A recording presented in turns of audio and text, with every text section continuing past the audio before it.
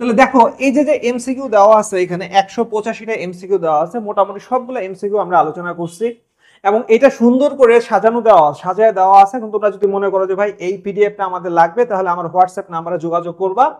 এই হোয়াটসঅ্যাপ নাম্বারে পিডিএফ এর মূল্য রাখা হয়েছে মাত্র 50 টাকা। তোমরা যদি মনে করো যে ভাই এই পিডিএফটা নিয়ে তোমরা পড়তে পারো, এখানে তোমার জ্ঞানমূলক অনুধাবনমূলক সবকিছুই দেওয়া আছে একসাথে এবং এমসিকিউ দেওয়া আছে এবং যে সিকিউ গুলো তোমাদের আসবে মানে টোটাল এই অধ্যায়ে একটা গোছানো একটা নোট আকারে দেওয়া আছে এই পিডিএফটা।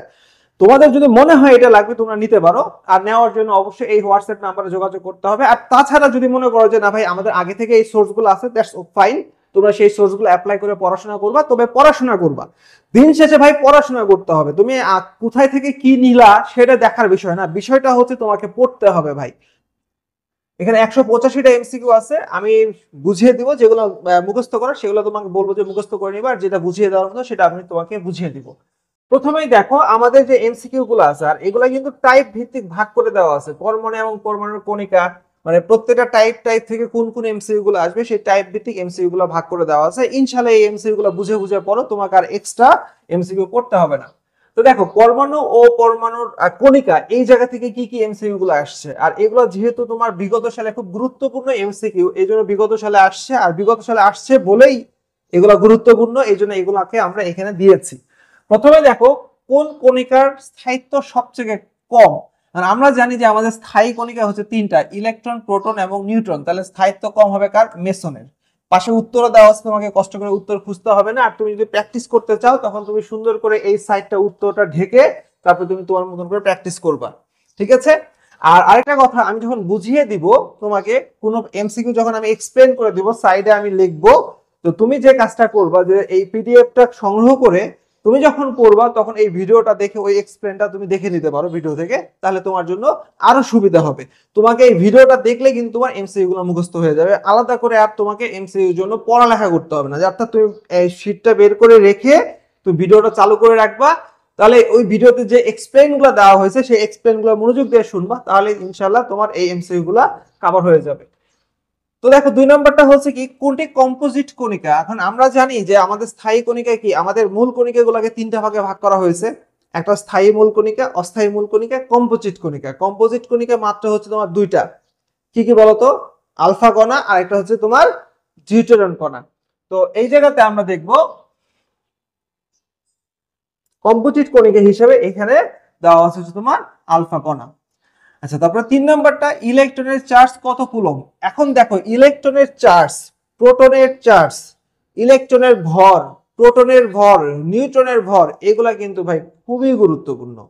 এই জায়গা থেকে সরাসরি এমসিকিউ এবং সরাসরি অঙ্ক করার জন্য এই চার্জ এবং ভরগুলা লাগে, এগুলো মুখস্থ করা খরচ, এগুলো হচ্ছে জ্ঞানমূলক, এগুলো মুখস্থ করতেই হবে তোমাকে। তাহলে এখানে হবে কি, ইলেকট্রনের চার্জ কত কুলম্ব, এটা হচ্ছে খ নাম্বার, -1.6 × 10⁻⁹। ইলেকট্রনের চার্জ শুধুমাত্র যে তুমি কুলম্ব এককে মনে রাখবা তা না, আরেকটা একক আছে ইএসইউ, ইলেকট্রোস্ট্যাটিক ইউনিট, ওইখান থেকে ওই এককেও তোমাকে মনে রাখতে হবে। আচ্ছা, তারপর 4 নম্বরটা, আলফা রশ্মির আপেক্ষিক চার্জ কত। এখন আমরা জানি যে আলফা রশ্মি মানে হচ্ছে কি হিলিয়াম পরমাণু নিউক্লিয়াস, এটা আমরা রাদারফোর্ডের পরমাণু মডেলে প্রায় পড়ছি যে আলফা কণা বিচ্ছুরণ পরীক্ষা, আলফা রশ্মি মানে হচ্ছে হিলিয়াম পরমাণু নিউক্লিয়াস। হিলিয়াম পরমাণু নিউক্লিয়াসের চার্জ কত? হিলিয়ামের পারমাণবিক সংখ্যা যেহেতু 2, অতএব হিলিয়াম পরমাণু নিউক্লিয়াসে দুইটা প্রোটন থাকে, দুইটা প্রোটন থাকা মানে হচ্ছে এর চার্জ হচ্ছে 2+, তার মানে এখানে চার্জ হবে +2 বা 2+। আচ্ছা, প্রোটনের প্রকৃত ভর কত, যেটা বললাম যে এই ভরগুলো অবশ্যই তোমাকে মনে রাখতে হবে। তারপর 6 নাম্বারটা, পরমাণুর কোন দুটি কণিকা পরস্পর সমান।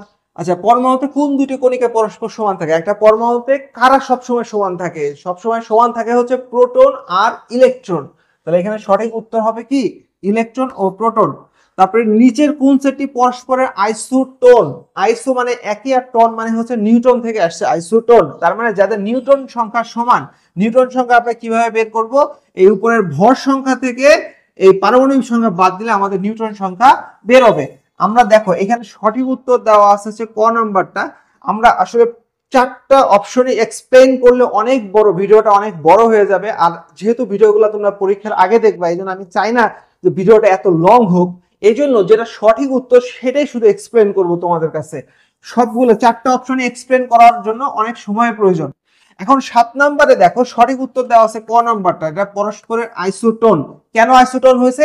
এদের নিউটন সংখ্যা সমান। নিউটন সংখ্যা মানে কি?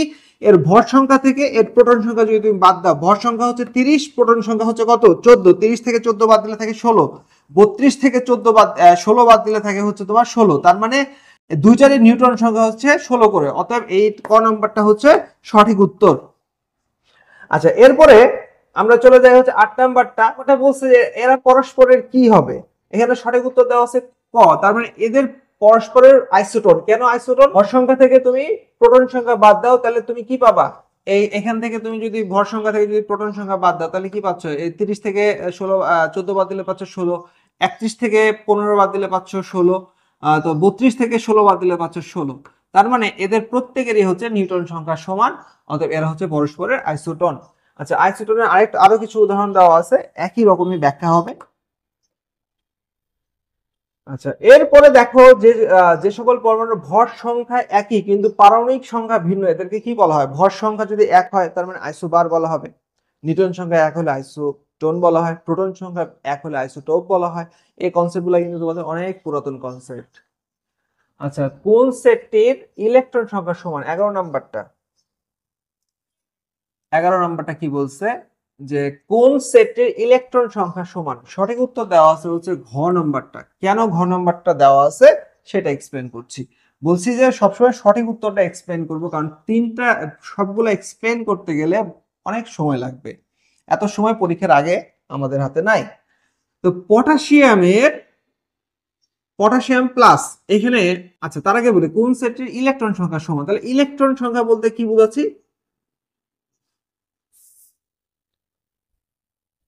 এখন দেখো, আমরা দেখবো হচ্ছে 11 নাম্বারটা। কোন সেটের ইলেকট্রন সংখ্যা সমান? ওকে, এখানে সঠিক উত্তর দেওয়া আছে হচ্ছে ঘ নাম্বারটা। এদের ইলেকট্রন সংখ্যা সমান কিনা আমরা একটু যাচাই করব। প্রত্যেকটা যাচাই করা কিন্তু এখন সম্ভব না, কারণ হচ্ছে যেহেতু আমাদের সামনে পরীক্ষা, আমাদের হাতে খুব সময় কম। এই জন্য আমরা শুধু সঠিক উত্তরটাই যাচাই করি। পটাশিয়াম এর পারমাণবিক সংখ্যা হচ্ছে 19। পটাশিয়াম প্লাস হলো, তার মানে কি একটা ইলেকট্রন চলে গেছে, তাহলে মাইনাস একটা ইলেকট্রন ইকুয়াল টু 18। ইলেকট্রন সংখ্যা হবে 18। ক্যালসিয়ামের পারমাণবিক সংখ্যা হচ্ছে 20, অর্থাৎ এই পারমাণবিক সংখ্যা যা ইলেকট্রন সংখ্যাও তাই থাকে, কিন্তু এটা যেহেতু ক্যালসিয়াম 2 প্লাস, তার মানে দুইটা ইলেকট্রন চলে গেছে, তার মানে এখানে ইলেকট্রন সংখ্যা 18। স্ক্যান্ডিয়ামের 21 থেকে 3টা ইলেকট্রন চলে গেছে, তার মানে 18। ক্লোরিনের থাকে ইলেকট্রন নর্মাল অবস্থা থাকে 17টা, সে যেহেতু একটা গ্রহণ করছে, অতএব 17 আর 1 18, অতএব এখানে ইলেকট্রন হবে টোটাল 18টা।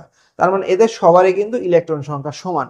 তো এইভাবে এখানে একটা উদাহরণ দেওয়া আছে, আরো এখানে যে কোনো একটা উদাহরণ তোমাদের পরীক্ষাতে আসতে পারে। এখানে তোমার আয়ন গুলা চেঞ্জ করে দিতে পারে। অতএব তোমরা যদি এই জিনিসটা বুঝে নাও, তাহলে তোমরা আয়ন যেটাই চেঞ্জ করুক না কেন, ইনশাল্লাহ এই আইসো ইলেকট্রনিক বা কোনটা ইলেকট্রন সংখ্যা সমান, এটার অ্যান্সার তোমরা করতে পারবা।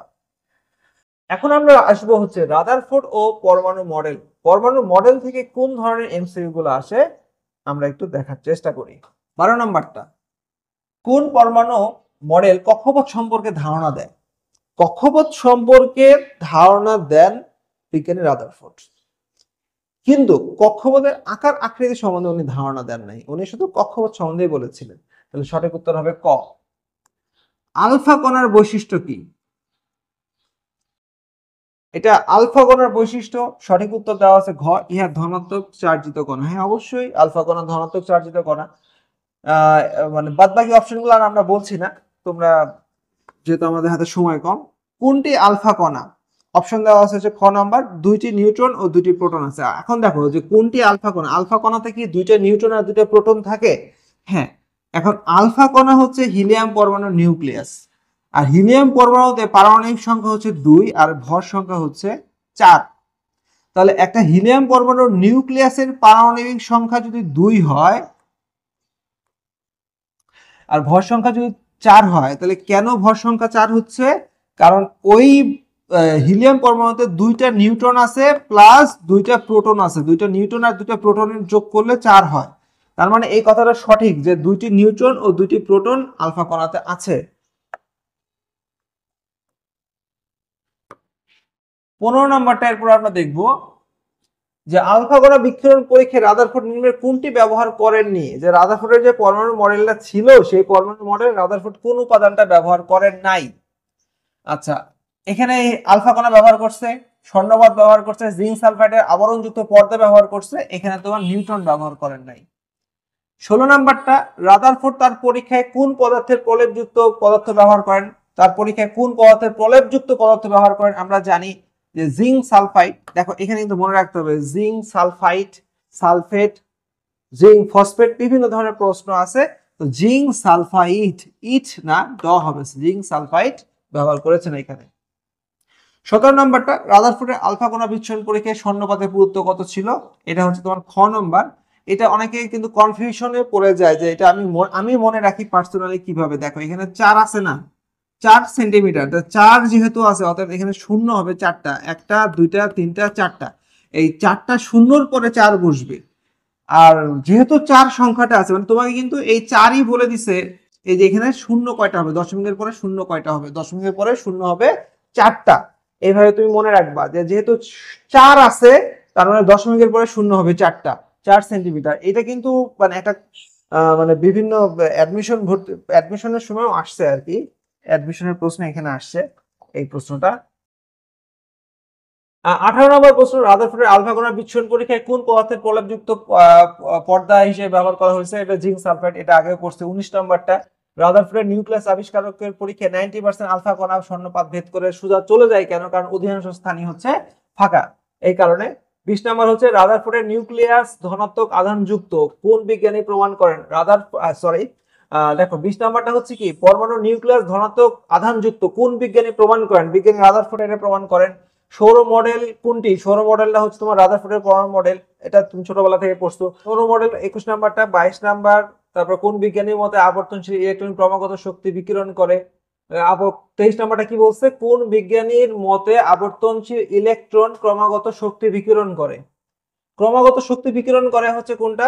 ম্যাক্সওয়েলের তত্ত্ব বলছে না, রাদারফোর্ডের পরমাণু মডেল আছে না যে ম্যাক্সওয়েলের তত্ত্ব অনুসারে একটা ইলেকট্রন ঘুরতে থাকলে ক্রমাগত শক্তি বিকিরণ করবে, তো সেটা হচ্ছে ম্যাক্সওয়েলের তত্ত্ব অনুসারে।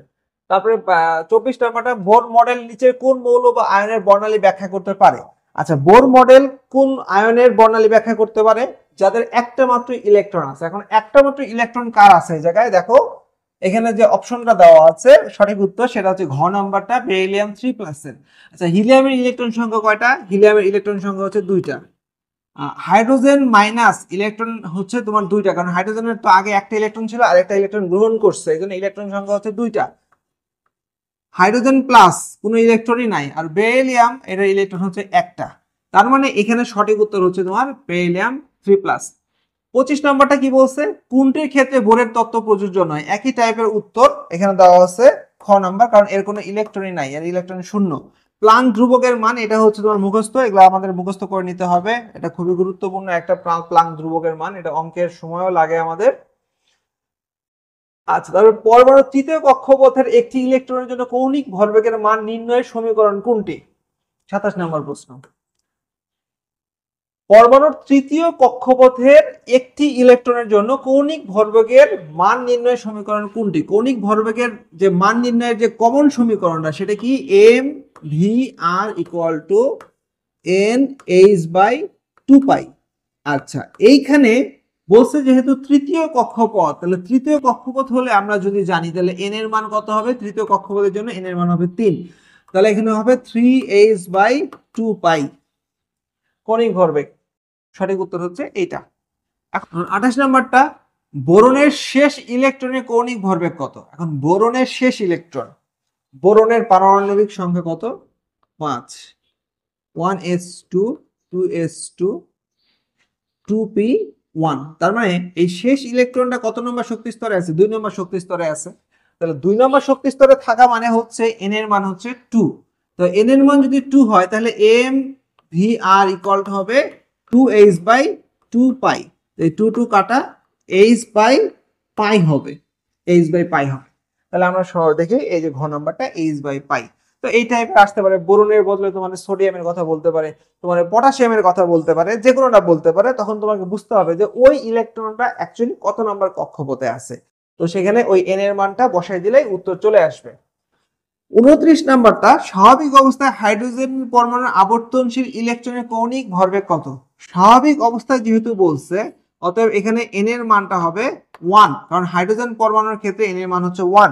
তাহলে তোমাকে যে কাজটা করতে হবে, mvr = 1h/2 পাই, অর্থাৎ এখানে তুমি h আর 2 পাই এর মান বসায় দিলেই তোমার এখান থেকে সঠিক উত্তরটা চলে আসবে। এটা ক্যালকুলেটর দিয়ে করতে হবে তোমাকে। নাম্বারটা আমরা কিভাবে করব? আসলে দেখো, এই ক্যালকুলেশন গুলা কিন্তু আমি এখন করব না, আমি তোমাকে সূত্র একদম ফাইনাল পর্যন্ত দেখাই দেবো। মানে আমি তোমাকে ক্যালকুলেশন করব না, ক্যালকুলেশন বাদ দিয়ে গণিতের সম্পূর্ণ অংশটুকু করে দেবো, ক্যালকুলেশনটা তুমি করবা। এতে যে কাজটা হবে কি, তোমার ক্যালকুলেশনের দক্ষতাটা বাড়বে, তোমার ভুল হওয়ার সম্ভাবনাটা কম থাকবে। কারণ ক্যালকুলেশন করে আমার এখানে সময় নষ্ট করার কোনো প্রয়োজন নাই, কারণ ভিডিওটা আমি চাচ্ছি না যে অযথা বড় হোক। যত দ্রুত শেষ করা যায় তত ভালো তোমাদের জন্য। হাইড্রোজেন পরমাণুর চতুর্থ কক্ষপথের ব্যাসার্ধ 7.5 × 10⁻10 মিটার হলে ওই কক্ষপথে ইলেকট্রনের গতিবেগ কত? তার মানে এখানে আমাদের কি কি দেওয়া আছে? হাইড্রোজেন পরমাণুর চতুর্থ কক্ষপথের ব্যাসার্ধ, তার মানে এখানে n এর মান দেওয়া আছে, ব্যাসার্ধ r এর মান দেওয়া আছে, ইলেকট্রনের গতিবেগ কত, মানে ইলেকট্রনের গতিবেগ v বের করতে বলছে, v = what? তাহলে এখন আমরা কি জানি যে mvr = nh/2 পাই, তাহলে আমাকে v বের করতে বলছে, অতএব v = হবে nh/2 পাই আর m আর এখানে r। আচ্ছা, r এর মান দেওয়া আছে, এখানে r এর মান দিয়ে দিছে, m হচ্ছে ইলেকট্রনের ভর আর h হচ্ছে প্লাঙ্ক কনস্ট্যান্ট। তাহলে আর n এর মানটা এখানে দেওয়া আছে চতুর্থ কক্ষপথ। তাহলে সবগুলা মান বসিয়ে এখানে ক্যালকুলেশনটা করলে এখানে হয়ে যাবে। মানগুলা কি কি আসবে দেখো, আমি এখানে মানগুলা বসিয়ে দিচ্ছি। n এর মান কত আসবে? n হচ্ছে তোমার 4, চতুর্থ কক্ষপথ 4। h এর মান হচ্ছে 6.626 × 10⁻34, 2 × 3.1416 m এর মান হচ্ছে 9.11 × 10⁻31 কেজি। এখানে কেজিতে বসাবো। আর r এর মানটা হচ্ছে কত? 7.5 × 10⁻10 মিটার। আচ্ছা, এখানে একটা গুরুত্বপূর্ণ জিনিস, এগুলা কিন্তু যখন বসাইছি আমি মানগুলা সবগুলাকে কিন্তু আমি এসআই এককে বসাইছি, তোমাদেরকে সবগুলাকে এসআই এককে মানগুলা বসাতে হবে। তাহলে এবার তোমরা ক্যালকুলেশন করো, তাহলে আই থিঙ্ক উত্তর পেয়ে যাবা। আচ্ছা, কোয়ান্টাম সংখ্যা, অরবিট এবং অরবিটাল, এই অংশ থেকে কোন ধরনের এমসিকিউ গুলো আমাদেরকে পড়তে হবে? কোনটি দিয়ে আকৃতি প্রকাশ করে? আমরা জানি যে আকৃতি প্রকাশ করে হচ্ছে তোমার সহকারী কোয়ান্টাম সংখ্যা দিয়ে। প্রধান কোয়ান্টাম সংখ্যা দিয়ে প্রকাশ করে আকার, সহকারী কোয়ান্টাম সংখ্যা দিয়ে প্রকাশ করা হচ্ছে আকৃতি, এবং তোমার ম্যাগনেটিক কোয়ান্টাম সংখ্যা দিয়ে প্রকাশ করা হচ্ছে দিক বোঝানো হচ্ছে। তো আমরা জানি 33 নাম্বারটা, পরমাণুতে অরবিটালের ধারণার কোন উৎস থেকে আসে ধারণাটা? এটা হচ্ছে ঘ নাম্বার, কোয়ান্টাম তত্ত্ব থেকে আসে। চুম্বক কোয়ান্টাম সংখ্যা দ্বারা কি পাওয়া যায়? চুম্বক কোয়ান্টাম সংখ্যা দ্বারা আমরা অরবিটালকে বুঝি, অর্থাৎ চুম্বক কোয়ান্টাম সংখ্যার যে কয়টা মান থাকবে ওই কটাই হবে অরবিটাল সংখ্যা। এটা মনে রাখতে হবে যে প্রধান কোয়ান্টাম সংখ্যা দিয়ে আমরা প্রধান শক্তি স্তরকে বুঝি, সহকারী কোয়ান্টাম সংখ্যা মানে উপশক্তি স্তর, চুম্বকীয় কোয়ান্টাম সংখ্যা দিয়ে আমরা বুঝি হচ্ছে অরবিটাল, এবং স্পিন কোয়ান্টাম সংখ্যার টোটাল মান দিয়ে আমরা বুঝি হচ্ছে ইলেকট্রন সংখ্যা। পরমাণুতে অরবিটাল সম্পর্কে ধারণা দেয় কোন কোয়ান্টাম সংখ্যা? অরবিটাল সম্বন্ধে ধারণা দিবে হচ্ছে তোমার এই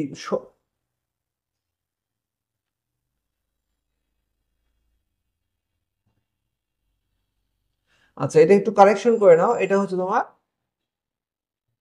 চুম্বকীয় কোয়ান্টাম সংখ্যা হবে। পরমাণুতে অরবিটাল সম্পর্কে ধারণা দেয় হচ্ছে চুম্বকীয় কোয়ান্টাম সংখ্যা। এখানে সঠিক উত্তর হবে তোমার ঘ নম্বরটা। বোরের শেষ ইলেকট্রনের কৌণিক ভরবেগ কত? বোরনের শেষ ইলেকট্রনের কৌণিক ভরবেগ আলোচনা করলাম, কোশ্চেনটা রিপিট হয়ে গেছে। 37 নম্বরটা, পরমাণুর উপশক্তি স্তরে ইলেকট্রন ধারণ ক্ষমতা নির্ণয়ের সূত্র কোনটি? 2 × 12 + 1। 38 নম্বরটাও সেম কোশ্চেন। তৃতীয় শক্তি স্তর উপশক্তি স্তরের সংখ্যা কত? 3 নাম্বার শক্তি স্তরে উপশক্তি স্তরের সংখ্যা কত? যত নাম্বার শক্তি স্তর তার উপশক্তি স্তর সেই কটা থাকে। 1 নাম্বার শক্তি স্তরের উপশক্তি স্তর একটা, এস। 2 নম্বরে উপশক্তি স্তর 2টা sp, 3 নম্বরে 3টা spd, 4 নম্বরে 4টা spdf। এখন আমাদের যেহেতু এটা 3 নম্বর শক্তি স্তর, এখানে উত্তর সঠিক উত্তর হবে ক নাম্বারটা। দেখো 40 নাম্বারটা, এখন আমরা দেখবো যে 40 নাম্বারটা পরমাণুর তৃতীয় শক্তি স্তরের জন্য m এর মান কত। অর্থাৎ m এর মান দ্বারা আমরা কি বুঝাই, অরবিটাল সংখ্যা বুঝি। তোমাকে তাহলে এখানে জিজ্ঞেস করছে কি 3 নম্বর শক্তি স্তরের কয়টা অরবিটাল আছে সর্বোচ্চ। আর আমরা জানি যে শক্তি স্তরের অরবিটাল নির্ণয়ের সূত্র হচ্ছে n স্কয়ার। এটা হচ্ছে শক্তি স্তরের অরবিটাল নির্ণয়ের সূত্র। তাহলে এখানে শক্তি স্তর আছে কত, 3 নম্বর শক্তি স্তর, তাহলে 3 স্কয়ার ইকুয়াল হবে 9। ওকে। আর 41 নম্বরটা কি বলছে, ডি উপস্তরের অরবিটাল কয়টি। এখন ডি উপস্তরের, ওটা ছিল শক্তি স্তরের আর এটা হচ্ছে উপস্তরের। তো শক্তি স্তরের ক্ষেত্রে সূত্র হচ্ছে n স্কয়ার অর্থাৎ 9টি, আর উপশক্তি স্তরের ক্ষেত্রে সূত্র হচ্ছে 12 প্লাস 1। তো এখানে আমরা জানি যে ডি এর ক্ষেত্রে এল এর মান হচ্ছে কত, 2 প্লাস 1 ইকুয়াল টু 5। এটা হচ্ছে আমাদের সূত্রের সাহায্যে নির্ণয়। কিন্তু আমরা জানি যে নর্মাল অবস্থায় যে এস এ সর্বোচ্চ, এস এ তোমার অরবিটাল থাকে হচ্ছে কয়টা, একটা। পি তে অরবিটাল থাকে কয়টা, 3টা। ডি তে অরবিটাল থাকে হচ্ছে তোমার 5টা, আর এফ এ অরবিটাল থাকবে হচ্ছে 7টা। আর প্রত্যেকটা অরবিটালে 2টা করে ইলেকট্রন থাকে। এটা হচ্ছে অরবিটাল সংখ্যা।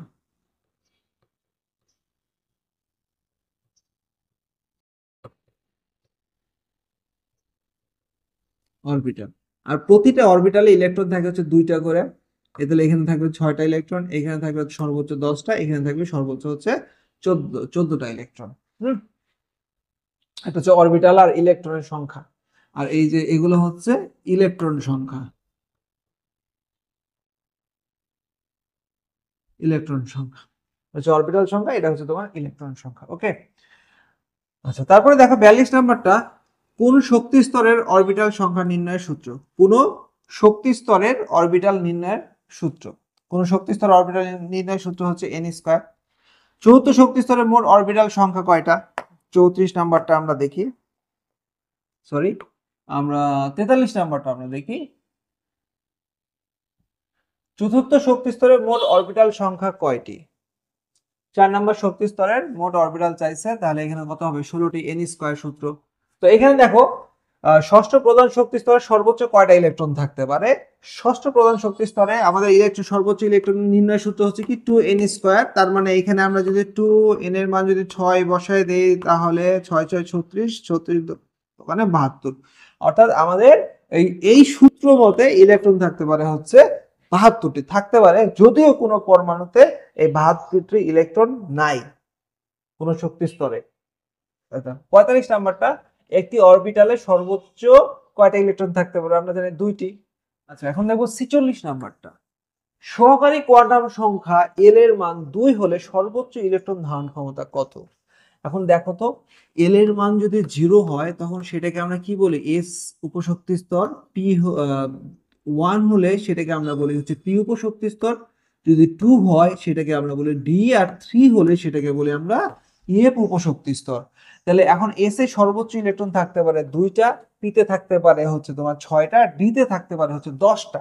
তার মানে এল এর মান যদি 2 হয় তার মানে এটা হচ্ছে ডি, আর ডি উপশক্তি স্তরে সর্বোচ্চ ইলেকট্রন থাকতে পারবে হচ্ছে 2টা, কারণ ডি তে মানে 5টা অরবিটাল থাকবে, আর 5টা অরবিটাল, প্রত্যেকটা অরবিটালে 2টা করে ইলেকট্রন থাকবে।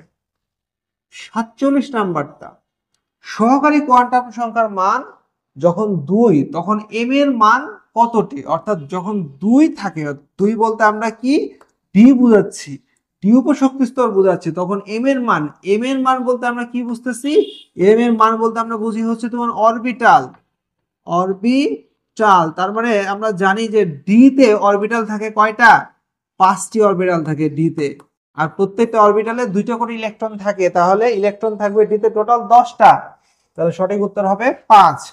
48 নাম্বারটা, যে কোনো উপস্তরে সর্বোচ্চ ইলেকট্রন ধারণকৃত ইলেকট্রনের সংখ্যা কতটি। যে কোনো উপস্তরের উপশক্তি স্তরে সর্বোচ্চ ইলেকট্রন ধারণকৃত ইলেকট্রনের সংখ্যা কতটি, 2 × 12 + 1 আমরা জানি L = 2 হলে উপশক্তি স্তর কোনটা হবে? D উপশক্তি স্তর হবে। D অরবিটালের জন্য প্রয়োজন কোনটি? আচ্ছা, D অরবিটালের জন্য 50 নাম্বারটা বুঝিয়ে দিতে হবে। খুব সুন্দর একটা প্রশ্ন। 50 নাম্বারটা খুবই সুন্দর একটা প্রশ্ন যে D অরবিটালের জন্য প্রযোজ্য কোনটি? D এর জন্য দেখো, D এর জন্য n এর মান কি 1 হয় না? 1 নম্বর শক্তি স্তরে D নাই, 2 নম্বর শক্তি স্তরে D নাই, 3 নম্বর শক্তি স্তরে D আছে। তার মানে D এর জন্য n এর মান 3, ঠিক আছে? আর l এর মান কি 2, তার মানে এই দুইটা শর্তই ঠিক আছে। আচ্ছা, F অরবিটালের জন্য l এর মান কত? F অরবিটালের জন্য l এর মান হচ্ছে 3। অনেকে কিন্তু ভুল করে 4 লিখে ফেলে। 3 মনে রাখতে হবে, কারণ ওটা 0 থেকে শুরু হয়েছে। 0 হলে S, 1 হলে P, 2 হলে D, 3 হলে F। আচ্ছা, 52 নাম্বারটা কোন কোন অরবিটাল সম্ভব? এই ধরনের প্রশ্ন কিন্তু প্রায় প্রায় আসে। কোন অরবিটালটা সম্ভব? 5s সম্ভব, কারণ S সবার মধ্যেই আছে, S অরবিটাল সবার মধ্যেই আছে। 3f, 3 এর f সম্ভব না, কারণ n এর মান যদি 3 হয় তাহলে আমরা কি কি তিনটা পাবো? S পাবো, P পাবো, D পাবো, F পাবো না। এটা সম্ভব নয়। 2D এটাও সম্ভব নয়, 1P এটাও সম্ভব নয়। সঠিক উত্তর হচ্ছে ক। দেখো, খুবই কিন্তু মজার, খুবই কিন্তু এই জিনিসগুলো খুবই কিন্তু ইন্টারেস্টিং, খুবই কিন্তু মজার। আমি দ্রুত পড়াচ্ছি, দ্রুত করছি, কারণ তোমাদের হাতে সময় নাই। জাস্ট খালি পরীক্ষার আগে রাত্রে এইটা ভিডিওটা দেখে যাবা, এই শিটগুলো কালেক্ট করবা, তাহলে যাতে তুমি একটা সুন্দর রিভিশনটা দিতে পারো বুঝে বুঝে বুঝে বুঝে ভিডিও দেখবা, ভিডিও দেখবা আর শিট দেখবা, তাহলে দেখবা যে তোমাদের জন্য এই পড়াটা অনেক সহজ হয়ে যাবে। আচ্ছা, কোন অরবিটালটা সম্ভব? কোন অরবিটালটা সম্ভব? 5s। আচ্ছা, নিচের কোন অরবিটালটা সম্ভব? এটা সেম টাইপের প্রশ্ন। পি উপশক্তি স্তরের জন্য কয়টি অরবিটাল? পি তে তোমার 3টা অরবিটাল থাকবে। কোন অরবিটালের ইলেকট্রনের ঘনত্ব সব থেকে বেশি? এটা একটু বুঝিয়ে দেই যে ইলেকট্রনের ঘনত্ব আবার কি জিনিস, এটা কোন অরবিটালের সব থেকে বেশি? 55 নাম্বারটা। আচ্ছা দেখো, যে অরবিটালের আকার যত ছোট হবে, আমি আবারও বলতেছি, যে অরবিটালের আকার যত ছোট হবে ইলেকট্রনের ঘনত্ব তত বাড়বে। এখন ধরো যে 1s এর মধ্যে দুইটা ইলেকট্রন আছে, 1s এর থেকে কিন্তু 2s এর আকার বড়, তাহলে 2s এর মধ্যেও দুইটা ইলেকট্রন আছে। তার মানে আবার দেখা যাচ্ছে 5s এও দুইটা ইলেকট্রন থাকছে, তাহলে 5s তো 1s এর থেকে আরো বড়। তাহলে অনেক বড় জায়গায় দুইটা ইলেকট্রন আর ছোট জায়গায় দুইটা ইলেকট্রন, তার মানে কি জায়গা যত ছোট হবে ওই ইলেকট্রনের ঘনত্ব তত বাড়বে। ঠিক আছে? এখন ধরো যে একটা ক্লাসরুমের মধ্যে 10 জন স্টুডেন্ট আর একটা স্টেডিয়ামের মধ্যে 10 জন লোক, সংখ্যা কিন্তু সমানই হচ্ছে 10 জন, বাট ঘনত্ব কিন্তু ক্লাসরুমে বেশি আর স্টেডিয়ামের ঘনত্ব কিন্তু কম হবে তখন। তার মানে এখানে সব থেকে ছোট কোনটা? 1s হচ্ছে সব থেকে ছোট, অতএব 1s এর আকারটা হবে, ইলেকট্রন ঘনত্ব হবে সব থেকে বেশি। আচ্ছা, এখন দেখো 56 নাম্বার, কোন অরবিটালের শক্তি সর্বাধিক? এখন যে অরবিটাল সবার বাইরে থাকে, আগেরটাতে কি ছিল? কার ঘনত্ব সব থেকে বেশি, যে সব থেকে ছোট তার ঘনত্ব সব থেকে বেশি। আর এখানে হচ্ছে শক্তি সর্বাধিক কার? যে সবার বাইরে থাকবে। এখানে দেখো যে কি কি শক্তি স্তর আছে? 2 নাম্বার আছে, 3 নাম্বার আছে, 4 নাম্বার শক্তি স্তর আছে। তাহলে 3, 2, 3, 4, 4 নাম্বার শক্তি স্তর, 3 নাম্বার, 2 এবং তোমার 1, তার মানে কি 4 নাম্বার শক্তি স্তর সবার বাইরে আছে। তো যে সবার বাইরে আছে সেই শক্তি স্তরের শক্তি সব থেকে বেশি হবে, এটা হবে 4s। 57 নাম্বার, কোনটিতে ইলেকট্রন আগে প্রবেশ করে? আচ্ছা, কোনটিতে ইলেকট্রন আগে প্রবেশ করে এটার কি সূত্র? n প্লাস l এর মান যার কম হবে ইলেকট্রন তাতে আগে প্রবেশ করবে। আর n প্লাস l এর মান যদি সমান হয় সেই ক্ষেত্রে n এর মান যা ছোট হবে ইলেকট্রন তাতে আগে প্রবেশ করবে। তার মানে তাহলে আমরা আগে n প্লাস l এর মান বের করব প্রত্যেকটা ক্ষেত্রে। এখানে দেখো সঠিক উত্তর দেওয়া আছে ঘ নাম্বারটা। তো এখানে দেখি এটার n প্লাস l এর মান কত? n এর মান 6 প্লাস l এর মান হচ্ছে তোমার 1, তার মানে 7। 5d, 5d, তাহলে 5 প্লাস d এর জন্য 2 equal to 7। 7s, 7 plus 0 equal to 7। আর 4f, 4 প্লাস 3 ইকুয়াল টু 7। তার মানে সবারই n প্লাস l এর মান হচ্ছে 7। তো সেই ক্ষেত্রে যার n এর মান ছোট ইলেকট্রন তাতে আগে প্রবেশ করবে। তাহলে এখানে n এর মান হচ্ছে ঘ নম্বরের ছোট, ঘ নম্বরের n এর মান হচ্ছে তোমার 4। 58 নাম্বারটা, কোন উপশক্তি স্তরে ইলেকট্রন আগে প্রবেশ করবে? সেম টাইপের প্রশ্ন, হিসাব করতে হবে, n প্লাস l এর মানটা হিসাব করে তোমরা এখান থেকে বসায় নিবা। 59 নাম্বারটা, ডি অরবিটালের পরে কোনটিতে ইলেকট্রন প্রবেশ করে? ওই একই n প্লাস l এর যে তত্ত্বটা আছে, আগে মান হিসাব করবা, n প্লাস l এর মান যার কম হবে ইলেকট্রন তাতে আগে প্রবেশ করবে, আর যদি n প্লাস l এর মান সমান হয় তো সেই ক্ষেত্রে যার n এর মান ছোট হবে ইলেকট্রন তাতে আগে প্রবেশ করবে। 60 নাম্বারটা, ক্রোমিয়াম পরমাণুর সৌরবহিষ্ঠ স্তরের ইলেকট্রনের জন্য কোয়ান্টাম সংখ্যার সেট কোনটি? খুবই গুরুত্বপূর্ণ একটা প্রশ্ন এবং এটা বুঝতে হবে যে ক্রোমিয়াম পরমাণুর সৌরবহিষ্ঠ স্তরের ইলেকট্রনের জন্য কোন কোয়ান্টাম সংখ্যার সেটটা সঠিক। আগে আমরা এখন দেখি ক্রোমিয়াম পরমাণুর আগে ইলেকট্রন বিন্যাসটা একটু করে দেখি। 3d5 4s1 এটা হচ্ছে আমাদের ক্রোমিয়াম পরমাণুর ইলেকট্রন বিন্যাস। এখন এখানে কি বলছে? সর্ববহিষ্ঠ স্তরের ইলেকট্রনের জন্য সবার বাইরে কে আছে? 4s। তাহলে এই 4s এর মধ্যে ইলেকট্রন আছে কয়টা? একটা আছে, কারণ আমরা জানি যে ক্রোমিয়ামের ইলেকট্রন বিন্যাসটা হচ্ছে ব্যতিক্রম। তো যেহেতু ব্যতিক্রম, অতএব এখানে 4s থেকে দুইটা ইলেকট্রন ছিল, সেখান থেকে একটা ইলেকট্রন 3d তে চলে আসছে। তো এখানে আমরা তাহলে সৌরবহিষ্ঠ এই 4s এর চারটা কোয়ান্টাম সংখ্যার মান আমরা বের করি। দেখো তাহলে যে ইলেকট্রনটা 4s এর মধ্যে আছে ওই ইলেকট্রনের জন্য n এর মান হবে 4। আচ্ছা, l এর মান যেহেতু সেই s এর মধ্যে আছে, s এর জন্য l এর মান হবে 0। আর l এর মান যদি 0 হয় তাহলে m এর মানও 0। আর s স্পিন কোয়ান্টাম সংখ্যা হবে +½ তাহলে সর্বশেষ শক্তি স্তরের ইলেকট্রনের জন্য n এর মান হচ্ছে 4, কারণ সে 4s এর মধ্যে আছে। আর যেহেতু s এর মধ্যে আছে 4s, অতএব l এর মান হবে 0। l এর মান যদি 0 হয় তাহলে m এর মানও 0 আর s এর মান হবে +½ তাহলে এখন আমরা দেখি, মিলাই দেখি যে এই শর্তটা আমাদের কোনটা পূর্ণ করছে। প্রথমটাই আমাদের এই শর্তটা পূর্ণ করছে, অতএব সঠিক উত্তর হবে এখানে ক। 61 নাম্বার, 4f অরবিটালের n + l এর মান কত? এটা তো পারবা। 3d অরবিটালের জন্য সহকারী কোয়ান্টাম সংখ্যার মান কত? যেহেতু d বলছে অতএব n এখানে সহকারী কোয়ান্টাম সংখ্যার মান হবে 2। 4p অরবিটালের জন্য সহকারী কোয়ান্টাম সংখ্যার মান কত? p যেহেতু বলছে 4p অরবিটালের জন্য সহকারী কোয়ান্টাম সংখ্যা, অর্থাৎ l এর মান চাইছে, l এর মান হচ্ছে 1। l = 2 এবং n = 3 হলে এটি কোন অরবিটালকে নির্দেশ করে? খুব সুন্দর একটা প্রশ্ন।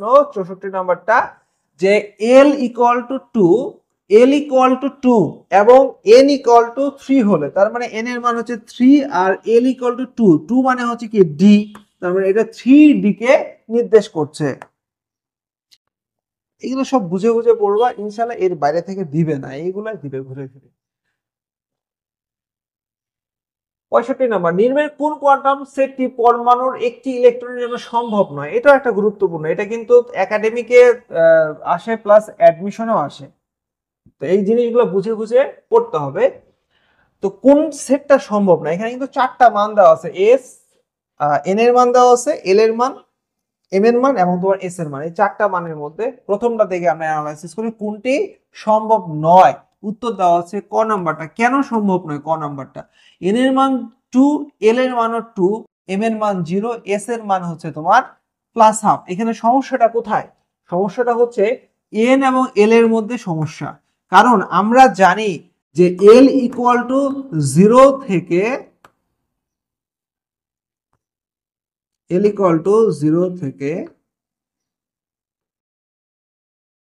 n -1, অর্থাৎ 0 থেকে n-1 এটা খেয়াল রাখবো। তার মানে l এর মান অলওয়েজ n এর মানের থেকে ছোট হবেই। l আর n কখনো সমান হতে পারে না। l এর মান অবশ্যই n এর মানের থেকে ছোট হবে। তার মানে এখানে দেখো সমান দেওয়া আছে, তার মানে এই প্রথমে এখানেই গলদ দেওয়া আছে। বাদ বাকি এগুলো দেখার দরকার নেই, প্রথমটাতেই তুমি উত্তরটা পেয়ে গেছো। তারপরে 66 নাম্বার, কপার এর 29তম ইলেকট্রনটি কোন অরবিটালে প্রবেশ করে? কপারের 29তম ইলেকট্রন অর্থাৎ সর্বশেষ ইলেকট্রনটা কোন অরবিটালে প্রবেশ করে? 3d তে প্রবেশ করে সর্বশেষ ইলেকট্রনটা। কারণ আমরা জানি যে 4s এ তোমার আগে 3d এর আগে 4s এ প্রবেশ করে, অতএব 4s কে পূর্ণ করেই তো তোমার 3d তে যায়, অতএব সঠিক উত্তর হবে 3d। এটা 67 নাম্বারটা, কোয়ান্টাম সংখ্যার মানের কোন সেটটি অবাস্তব? কোন সেটটা হচ্ছে তোমার অবাস্তব মানে অসম্ভব? এখানে সঠিক উত্তর দেওয়া আছে ঘ নাম্বারটা। আমরা দেখি গ নাম্বারটা কেন সঠিক উত্তর দেওয়া আছে। n এর মান হচ্ছে এখানে 3 আর l এর মান হচ্ছে 2, তাহলে n এর মান আর l এর মান ঠিক আছে, কিন্তু m এর মান দেওয়া আছে -3। কিন্তু এটা তো সম্ভব না, কারণ আমরা জানি যে এল এর মান যদি 2 হয়, এল এর মান যদি 2 হয়, এম এর মান হবে -2 -1 0 1 2, অর্থাৎ -2 বা +2 এর থেকে বেশি হওয়া সম্ভব না। বাট এখানে কিন্তু -3 দেওয়া আছে, তার মানে এটা ভুল দেওয়া আছে। ঠিক সেম ভাবে আমরা যদি এই এমসিকিউ গুলা কিন্তু বুঝে বুঝে আমাদেরকে পড়তে হবে। আমরা 68 নাম্বারটা দেখি যে সোডিয়ামের সর্ববহিস্থ ইলেকট্রনের জন্য কোন কোয়ান্টাম সংখ্যাগুলো সঠিক। সোডিয়ামের সবার বাইরের শক্তি স্তরের ইলেকট্রনের জন্য, তাহলে সোডিয়ামের যদি ইলেকট্রন বিন্যাস তুমি করো, সোডিয়াম 11 1s2 2s2 3s1, অর্থাৎ সর্ববহিস্থ শক্তি স্তরে কি আছে 3s1। তো এখানে n এর মান হচ্ছে 3, l এর মান হচ্ছে 0, m এর মান হচ্ছে 0, আর s এর মান হবে +12, কারণ এটা 3s এর মধ্যে আছে একটা ইলেকট্রন, একটা ইলেকট্রন, এবং এটা ঘড়ির কাঁটার দিকে ঘুরবে, ঠিক আছে, এজন্য +12। তাহলে এই শর্তটা আমাদের কে পূর্ণ করছে, ক নাম্বারটা এই শর্তটা পূর্ণ করছে। 69 নম্বর, 3D অরবিটালের জন্য m এর মানের কোন সেটটা হবে। 3D অরবিটালের জন্য m এর মান কোন সেট হবে। আচ্ছা ভাই, d অরবিটালের জন্য m এর মান কি হবে। d এর জন্য m এর মান হবে -2 -1 0 1 2, কারণ d এর জন্য, এই d এর জন্য l এর মান হয় 2, আর l এর মান যদি 2 হয়, m এর মান কি হবে। d এর জন্য এই যে d, এই d এর জন্য l এর মান হয় l = 2 হয়, আর l = 2 হলে m এর মান হবে এইটা। কোন পরমাণু, 70 নম্বরটা, কোন পরমাণুর 22তম ইলেকট্রনের জন্য কোয়ান্টাম সংখ্যার কোন সেটটি সঠিক। আচ্ছা দেখো, এখানে কিন্তু পরমাণুর সংখ্যাটা বলে নাই, কোন পরমাণু এটা বলে নাই, জাস্ট বলছে 22তম ইলেকট্রন। তাহলে আমরা 22তম ইলেকট্রন কোথায় আছে সেটা খুঁজে বের করি। 1s2 2s2 2p6 3s2 3p6 4s2, এই পর্যন্ত গেলে হচ্ছে তোমার 20টা ইলেকট্রন। 1s2 2s2 2p6 এবং 3s2 3p6 4s2, এই পর্যন্ত গেছে কয়টা ইলেকট্রন, 20টা ইলেকট্রন গেছে। এখন 22 নম্বর ইলেকট্রন কোথায় থাকবে, তাহলে 3d, 3d এর মধ্যে থাকবে 22 নম্বর ইলেকট্রন। তাহলে 3d এর মধ্যে যদি 22 নম্বর ইলেকট্রন থাকে, ধরলাম আমি 3d2, যেহেতু 22 হওয়ার জন্য আমার এই দুটো ইলেকট্রন যথেষ্ট, তাহলে আমরা ধরলাম যে 3d2। তাহলে 3d2 যদি হয়, তাহলে এই 3d2 এর জন্য এই d নাম্বারের কয়টা অরবিটাল থাকবে, 5টা। তো 2 হচ্ছে তোমার এখানে এখানে একটা থাকবে, এখানে একটা, তার মানে এই 22 নম্বর ইলেকট্রন কোনটা, এটা হচ্ছে আমার 22 নম্বর ইলেকট্রন, ঠিক আছে। তাহলে এটা যদি 22 নম্বর ইলেকট্রন হয়, তাহলে 22 নম্বর ইলেকট্রনটা এখানে থাকতেছে কি -2 ঘর -1 0 1 2, কারণ ডি এর তো 5টা অরবিটাল, প্রথমটা হচ্ছে -2 -1 0 1 2। তাহলে এই 22 নম্বর ইলেকট্রনের জন্য n এর মান হচ্ছে 3, l এর মান হচ্ছে 2, কারণ সে d এর মধ্যে আছে, আর যেহেতু এই ঘরে আছে -1 ঘরে আছে, তাহলে এটা হবে m এর মান, m এর মান হবে -1, আর যেহেতু সে ঘড়ির কাঁটার দিকে ঘুরতেছে, অতএব সেটাকে আমরা ধরতেছি +12। যে 71 নম্বরটা দেখো, ক্যালসিয়ামের সর্ববহিস্থ শক্তি স্তরের ইলেকট্রন দ্বয়ের কোয়ান্টাম সংখ্যার কোন সেটটি সঠিক হবে। ক্যালসিয়ামের সর্ববহিস্থ স্তরের ইলেকট্রন দ্বয়ের কোয়ান্টাম সংখ্যার সেট কোনটি। এখন ক্যালসিয়ামের সর্ববহিস্থ শক্তি স্তরের ইলেকট্রনগুলো কোথায় থাকে বলতো, 4s2 তে থাকে। তাহলে 4s2 তে যদি থাকে, তাহলে এখানে তোমার দুইটা ইলেকট্রন থাকবে। এই ইলেকট্রনের জন্য ইলেকট্রন দুইটার জন্য দেখা যাচ্ছে যে দুইটা ইলেকট্রনই কিন্তু 4s এর মধ্যে আছে, অতএব দুইটা ইলেকট্রনের জন্যই n এর মান হবে 4, দুইটা ইলেকট্রনের জন্যই l এর মান হবে 0। এখন দুইটা ইলেকট্রনের জন্যই m এর মান হবে 0, কিন্তু যেহেতু দুইটা ইলেকট্রন, তাহলে s এর মান হবে দুইটা, একটার জন্য হবে +12 আর এটার জন্য হবে -12, ঠিক আছে। তাহলে এখানে আমাদের সঠিক উত্তর কোনটা আসতেছে, এই ক নাম্বারটা।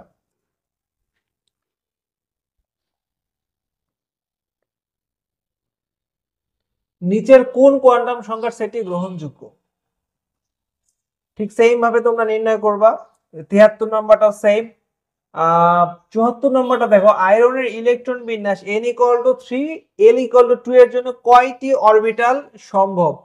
আচ্ছা, l = 2 যখন বলে দিবে, তার মানে সেখানে উপশক্তি স্তর তোমাকে বলে দিয়েছে হচ্ছে d নাম্বার উপশক্তি স্তর, আর d নাম্বার উপশক্তি স্তরের অরবিটাল থাকবে হচ্ছে 5টা।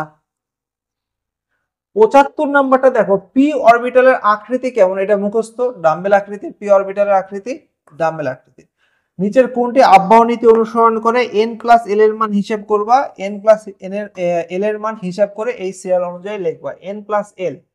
আচ্ছা 77 নম্বর, উচ্চ শক্তি স্তরের অরবিটাল কোনটি? উচ্চ শক্তির অরবিটাল কোনটি যার n প্লাস l এর মান হচ্ছে বেশি থাকবে, সেটাই হচ্ছে উচ্চ শক্তির অরবিটাল। ইলেকট্রন বিন্যাসের নিয়ম, আব্বাও নীতি, হুন্ডের নীতি এবং পাউলির বর্জন নীতি, এই তিনটা নীতি থেকে কি ধরনের প্রশ্ন আসছে একটু খেয়াল করে দেখি। 79 নাম্বার, নিচের কোন নীতি অনুসারে অযুগ্ম ইলেকট্রন সমূহের স্পিন একইমুখী হবে? তো অযুগ্ম ইলেকট্রন সমূহের স্পিন একমুখী হচ্ছে হুন্ডের নীতি অনুসারে, কারণ আব্বাও নীতি অনুসারে কি n প্লাস l নীতি, আর পাউলির বর্জন নীতি হচ্ছে একটা ইলেকট্রনের চারটা কোয়ান্টাম সংখ্যার মান কখনো এক হতে পারে না, এটা হচ্ছে পাউলির বর্জন নীতি। আর হুন্ডের নীতিটা তাহলে এখানে সঠিক উত্তর হবে। আচ্ছা 80 নাম্বারটা দেখো, হুন্ডের নীতি কোনটির ক্ষেত্রে প্রযোজ্য নয়? হুন্ডের নীতিটা আসলে বলছেটা কি, যে সমশক্তি সম্পন্ন অরবিটালে ইলেকট্রনগুলো একমুখী স্পিনে প্রবেশ করবে বা সর্বোচ্চ অযুগ্ম অবস্থায় থাকবে। এখন সমশক্তি সম্পন্ন অরবিটাল, এখন এই এস এর তো অরবিটালই আছে একটা, পি এর অরবিটাল আছে তিনটা, ডি এর আছে হচ্ছে তোমার পাঁচটা, আর এফ এর অরবিটাল হচ্ছে তোমার সাতটা। এখন যার একটাই অরবিটাল তার সাথে তো অন্য কিছু মানে সমশক্তি সম্পন্ন, তার সমান শক্তি তো কেউ নাই, সে তো একাই। এজন্য যারা একাই তাদের ক্ষেত্রে হুন্ডের নীতি প্রযোজ্য নয়, অর্থাৎ এস অরবিটালের ক্ষেত্রে বা এস এর ক্ষেত্রে হুন্ডের নীতি প্রযোজ্য নয়। আর 81 নাম্বারটা দেখো, নিম্নের কোনটির ক্ষেত্রে হুন্ডের নীতি প্রযোজ্য?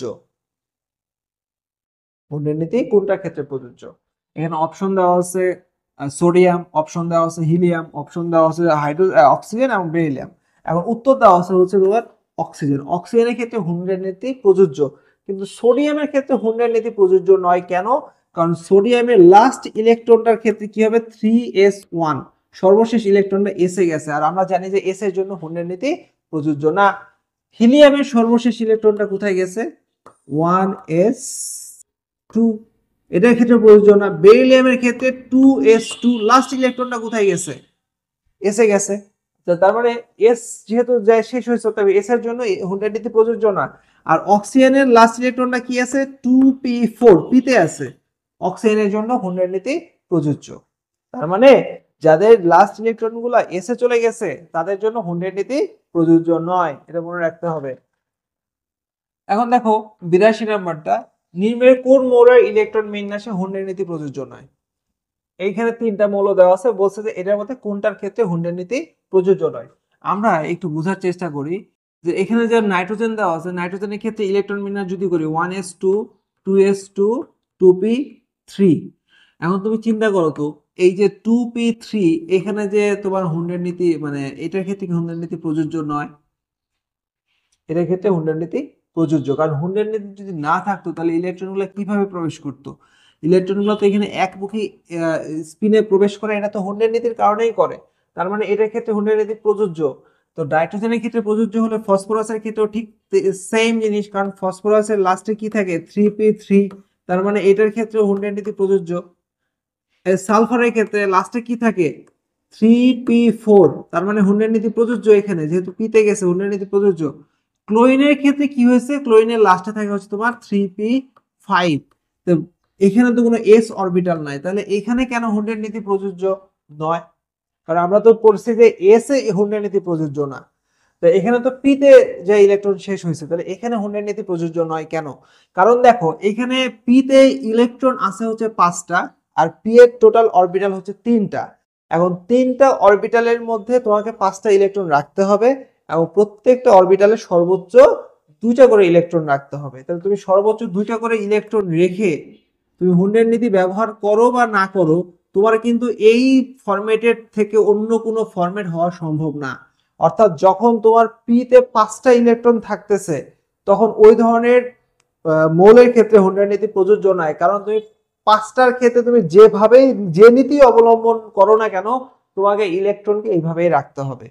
অর্থাৎ একটা ঘরে 3টা ঘরের মধ্যে 2টা করে, আর একটাতে হচ্ছে একটা, এর বিকল্প কোনো অপশন নাই। কিন্তু 5টার জায়গায় যদি 4টা হতো তাহলে বিকল্প অপশন ছিল।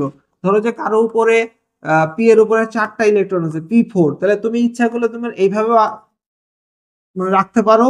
আবার যদি মনে করো যে না আমি এইখানে এটা রাখবো না, এটাকে এখানে রাখবো, এটাও রাখা যায়। এই জন্য এই ক্ষেত্রে হুন্ডের নীতি প্রযোজ্য, কারণ কারণ হচ্ছে তোমাকে এইভাবে রাখা যাবে না, তোমাকে এইভাবে রাখতে হবে। কিন্তু যার ইলেকট্রন 5টা তার তো আর কোনো অপশনই নাই, তুমি যে নীতি অবলম্বন না করো না কেন তোমাকে ওই একই সিস্টেমেই রাখা লাগবে, অর্থাৎ দুইটা ঘরের মধ্যে দুইটা দুইটা চারটা আর একটা ঘরে একটা। এই জন্য যাদের সাধারণত তোমার P5 থাকে, P5 থাকে অর্থাৎ যার পি এর উপর 5টা ইলেকট্রন থাকে, সেটার ক্ষেত্রে হুন্ডার নিয়ম কাজ করে না। পি এর উপর একটা ইলেকট্রন থাকলেও হুন্ডের নিয়ম কাজ করে না, কারণ একটা ইলেকট্রনকে তুমি যেভাবে ইচ্ছা সেভাবে রাখতে পারো। এই ক্ষেত্রে হুন্ডের নীতির কোনো প্রয়োজন নাই। ঠিক আছে, এটা মনে রাখতে হবে। নিচের কোন মৌলটির ইলেকট্রন বিন্যাস সাধারণ নিয়মের ব্যতিক্রম? আমরা জানি ক্রোমিয়ামের, এটা সহজ। একটি পরমাণুতে দুইটি ইলেকট্রনের সর্বোচ্চ কয়টি কোয়ান্টাম সংখ্যার মান একই হতে পারে? সর্বোচ্চ 3টা, 4টা কখনো সেম হবে না, 3টা সর্বোচ্চ সেম হবে। আচ্ছা, কোন মৌলের ইলেকট্রন বিন্যাস আবহাওয়া নীতির ব্যতিক্রম? আমরা জানি যে কপারের ইলেকট্রন বিন্যাস। 86 নম্বর, ভিন্ন ভিন্ন শক্তির উপশক্তি স্তরে ইলেকট্রনগুলো প্রবেশের ক্ষেত্রে কোন নীতি অনুসরণ করে? ভিন্ন ভিন্ন উপশক্তি স্তরে, তার মানে আববাও নীতি, অর্থাৎ n+l এর নীতিটা, যে উপশক্তি স্তরের n+l এর মান কম ইলেকট্রন আগে সেখানে প্রবেশ করবে, যার n+l এর মান বেশি ইলেকট্রন পরে সেখানে প্রবেশ করবে।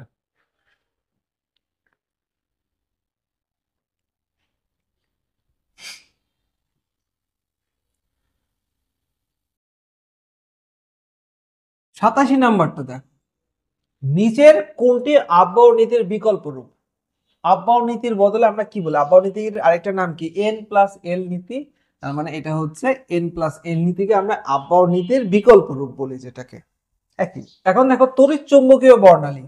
তড়িৎ চৌম্বকীয় বর্ণালী কিন্তু গুরুত্বপূর্ণ যে এমসিকিউ গুলো আছে ম্যাক্সিমামই হচ্ছে মুখস্থ, কিছু গাণিতিক মানে এমসিকিউ আছে সেগুলো আমরা সলভ করব। আচ্ছা, ফার্স্টে 88 নাম্বার, তরঙ্গ সংখ্যা কোন রশ্মির ক্ষেত্রে বেশি হবে? তরঙ্গ সংখ্যা, তরঙ্গ সংখ্যা জিনিসটা আসলে কি? ধরো যে একটা নির্দিষ্ট জায়গাতে কতগুলা পূর্ণ তরঙ্গ আছে সেটাকে বলা হচ্ছে তরঙ্গ সংখ্যা। এখন ধরো যে এইটুক জায়গার মধ্যে যদি তরঙ্গটাকে আমরা এইভাবে আঁকি, মানে আরো ছোট ছোট ছোট ছোট করি, তাহলে কি তরঙ্গ সংখ্যা বাড়বে না? তার মানে তরঙ্গ দৈর্ঘ্য যত বড় হবে নির্দিষ্ট জায়গায় তরঙ্গ সংখ্যা তত কম হবে, তরঙ্গ দৈর্ঘ্য যত ছোট হবে নির্দিষ্ট জায়গায় তরঙ্গ সংখ্যা তত বেশি হবে। তাহলে এখন দেখো যে এই যে যে 4টা তরঙ্গের কথা বলা হয়েছে, তরঙ্গ দৈর্ঘ্যের বা তড়িৎচুম্বক তরঙ্গের কথা বলা হয়েছে, এটার মধ্যে সব থেকে ছোট কে? সব থেকে ছোট হচ্ছে এক্স রে, এক্স এর থেকে ছোট হচ্ছে গামারে, গামারের থেকে ছোট হচ্ছে মহাজাগতিক রশ্মি। তো এগুলো তো এখানে নাই, এক্স রে হচ্ছে এই 4টার মধ্যে সব থেকে ছোট। 89 নম্বরটা, ট্রাফিক সিগন্যালের লাল আলোর তরঙ্গ দৈর্ঘ্য 665 ন্যানোমিটার হলে সংশ্লিষ্ট ফোটনের শক্তি কত? এখন আমরা জানি যে ফোটনের শক্তি নির্ণয়ের সূত্র কি? E = h নিউ অথবা E = h c/λ। এইচ হচ্ছে প্লাঙ্ক কনস্ট্যান্ট, প্লাঙ্কের ধ্রুবক, আর নিউ হচ্ছে কম্পাঙ্ক। আর তার বদলে আমরা লিখতে পারি এইচ c/λ। সি হচ্ছে আলোর বেগ, ল্যামডা হচ্ছে তরঙ্গ দৈর্ঘ্য।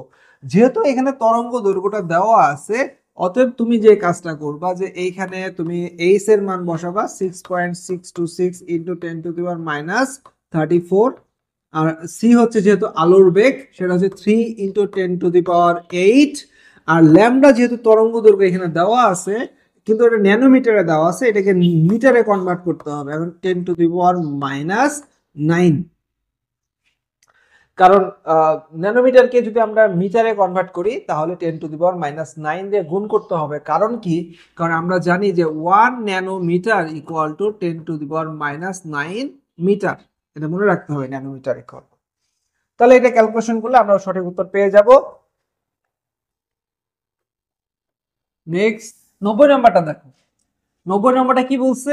একটি বিকিরিত রশ্মির তরঙ্গ দৈর্ঘ্য 530 ন্যানোমিটার হলে রশ্মিটির তরঙ্গ সংখ্যা কত? এখন আমরা জানি যে তরঙ্গ সংখ্যা ইকুয়াল টু হচ্ছে 1/λ। তার মানে এখানে এই ল্যামডার মানটা বসায় দিব, বসায় দিয়ে আমরা সেটাকে অবশ্যই মিটারে কনভার্ট করব, কারণ আমার এখানে অপশনগুলোতে মিটার দেওয়া আছে, ইনটু 10⁻⁹। তো এটাকে যদি ক্যালকুলেশন করি ইনশাআল্লাহ আমাদের উত্তর চলে আসবে।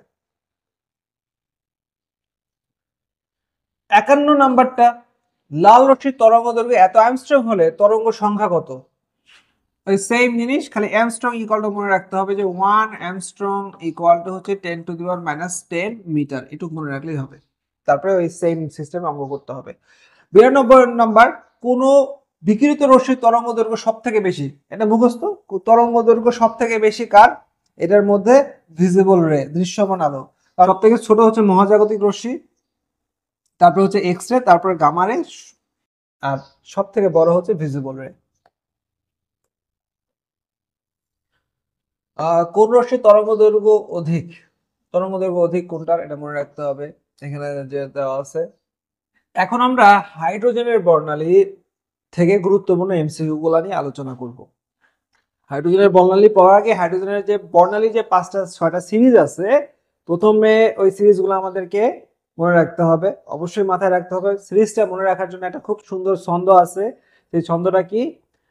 লাইমেন লাইলি বলল প্রেম বোকামির ফলে হয়। লাইলিতে লাইমেন, বললতে বামার, প্রেমতে প্যাশন, বোকামিতে ব্র্যাকেট, ফলেতে ফুন্ড, আর হয়তো হচ্ছে তোমার হামফ্রেশ।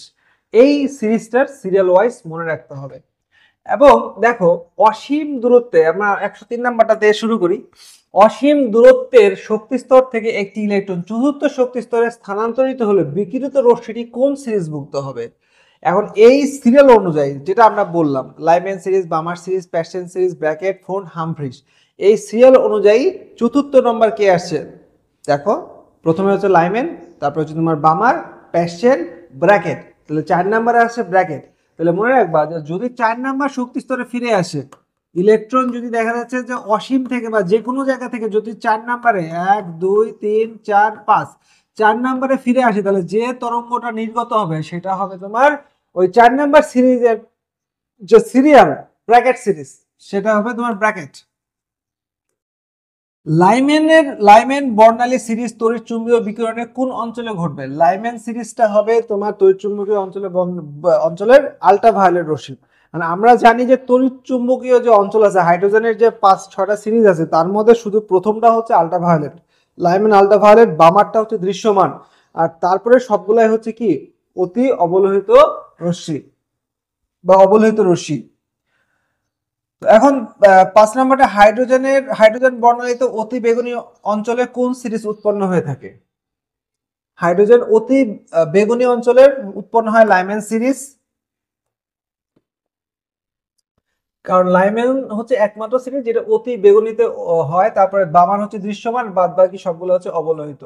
হাইড্রোজেন পরমাণু বর্ণালীতে প্যাশন সিরিজ সৃষ্টি হয় কোন অঞ্চলে? অবলোহিত। হাইড্রোজেন 107 নম্বরটা, হাইড্রোজেন পারমাণবিক বর্ণালীতে কোন সিরিজ দৃশ্যমান অঞ্চলের? সেটা হচ্ছে বামার সিরিজ। হাইড্রোজেন পরমাণু বর্ণালীতে কোন সিরিজটি অতি বেগুনি? সেটা হচ্ছে তোমার লাইমেন সিরিজ হবে। ব্র্যাকেট সিরিজ কোন অঞ্চলের পারমাণবিক বর্ণালী সৃষ্টি করবে? ব্র্যাকেট সিরিজ অবশ্যই অবলোহিত হবে, কারণ দৃশ্যমান আর মানে মনে রাখতে হবে মাত্র 3টা সিরিজ, লাইমেন হচ্ছে অতি বেগুনি, বামার হচ্ছে দৃশ্যমান, আর বাদ বাকি সবাই হচ্ছে অবলোহিত। 110 নম্বরটা, বর্ণালীর বিকিরণের ক্ষেত্রে কোন সিরিজের ব্যতিক্রম ঘটবে? এখানে যেগুলো আছে দেখো, বর্ণালীর বিকিরণের ক্ষেত্রে কোন সিরিজ ব্যতিক্রম, তার মানে ব্র্যাকেট দেয় হচ্ছে অবলোহিত, প্যাশন অবলোহিত, হামফ্রেশ অবলোহিত, বামারটা হচ্ছে দৃশ্যমান দেয়, তার মানে এখানে বামারটা হচ্ছে তোমার ব্যতিক্রম। 111 নম্বরটা, এটা একটু বুঝতে হবে, ব্র্যাকেট সিরিজের ক্ষেত্রে N2 এর মান কত? ব্র্যাকেট সিরিজ কত নাম্বার সিরিজ? 4 number series. তাহলে যেহেতু 4 নাম্বার সিরিজ, অতএব N1 এর মান হবে 4, আর N2 এর মান হবে 4 এর উপরের সংখ্যা, অর্থাৎ 5 হতে পারে, 6 হতে পারে, 7 হতে পারে, বাট এখানে তো তোমার অপশন একটাই আছে 5, তার মানে এখানে সঠিক উত্তর হবে এই ঘ নম্বরটা 5। 112 নম্বর, প্যাশন সিরিজের ক্ষেত্রে নিম্ন শক্তির স্তরের মান কত? প্যাশন সিরিজের ক্ষেত্রে নিম্ন শক্তি স্তরের মান বলতে আমরা এখানে N1টাকে বুঝতেছি। প্যাশন সিরিজ কত নাম্বার সিরিজ? 3 নাম্বার সিরিজ, তাই না? অতএব N1 এর মান হবে এখানে 3, আর N2 এর মান হবে 3 এর উপরে, মানে 4 থেকে শুরু, 4 5 6 এভাবে N2 এর মান হবে। 113 নম্বর, বামার সিরিজের দ্বিতীয় লাইনের ক্ষেত্রে N এর মান কত? খুব গুরুত্বপূর্ণ প্রশ্ন। বামার সিরিজের দ্বিতীয় লাইনের ক্ষেত্রে, দ্বিতীয় লাইন বলতে এখানে কি বোঝাচ্ছে দেখো, আমরা যদি একটু বুঝি, এখানে এটা হচ্ছে 1 নাম্বার, 2 নাম্বার, 3 নাম্বার, 4 নাম্বার, ধরো যে এটা 5 নাম্বার। তো বামার সিরিজের ক্ষেত্রে যদি বলি বামারের ক্ষেত্রে কিন্তু বামারের ক্ষেত্রে n1 এর মান হচ্ছে ফিক্সড, n1 এর মান হচ্ছে 2, কারণ বামার সিরিজ যখন কোনো ইলেকট্রন 2 নম্বর শক্তি স্তরে ফিরে আসে তখনই তরঙ্গ দৈর্ঘ্য নির্গত হয় এবং ওগুলাকে বামার সিরিজ বলা হয়। তাহলে এখান থেকে খেয়াল করে দেখো যে যদি এই 3 নাম্বার থেকে একটা ইলেকট্রন 2 নম্বরে ফিরে আসে তাহলে যে তরঙ্গটা পাবো সেটা হচ্ছে প্রথম তরঙ্গ। যদি 4 নাম্বার থেকে যখন ফিরে আসবে তখন যেটা পাবো সেটা হচ্ছে দ্বিতীয় তরঙ্গ। 5 নাম্বার থেকে যখন ফিরে আসবে তখন যেটা পাবো সেটা হচ্ছে 3 নাম্বার তরঙ্গ।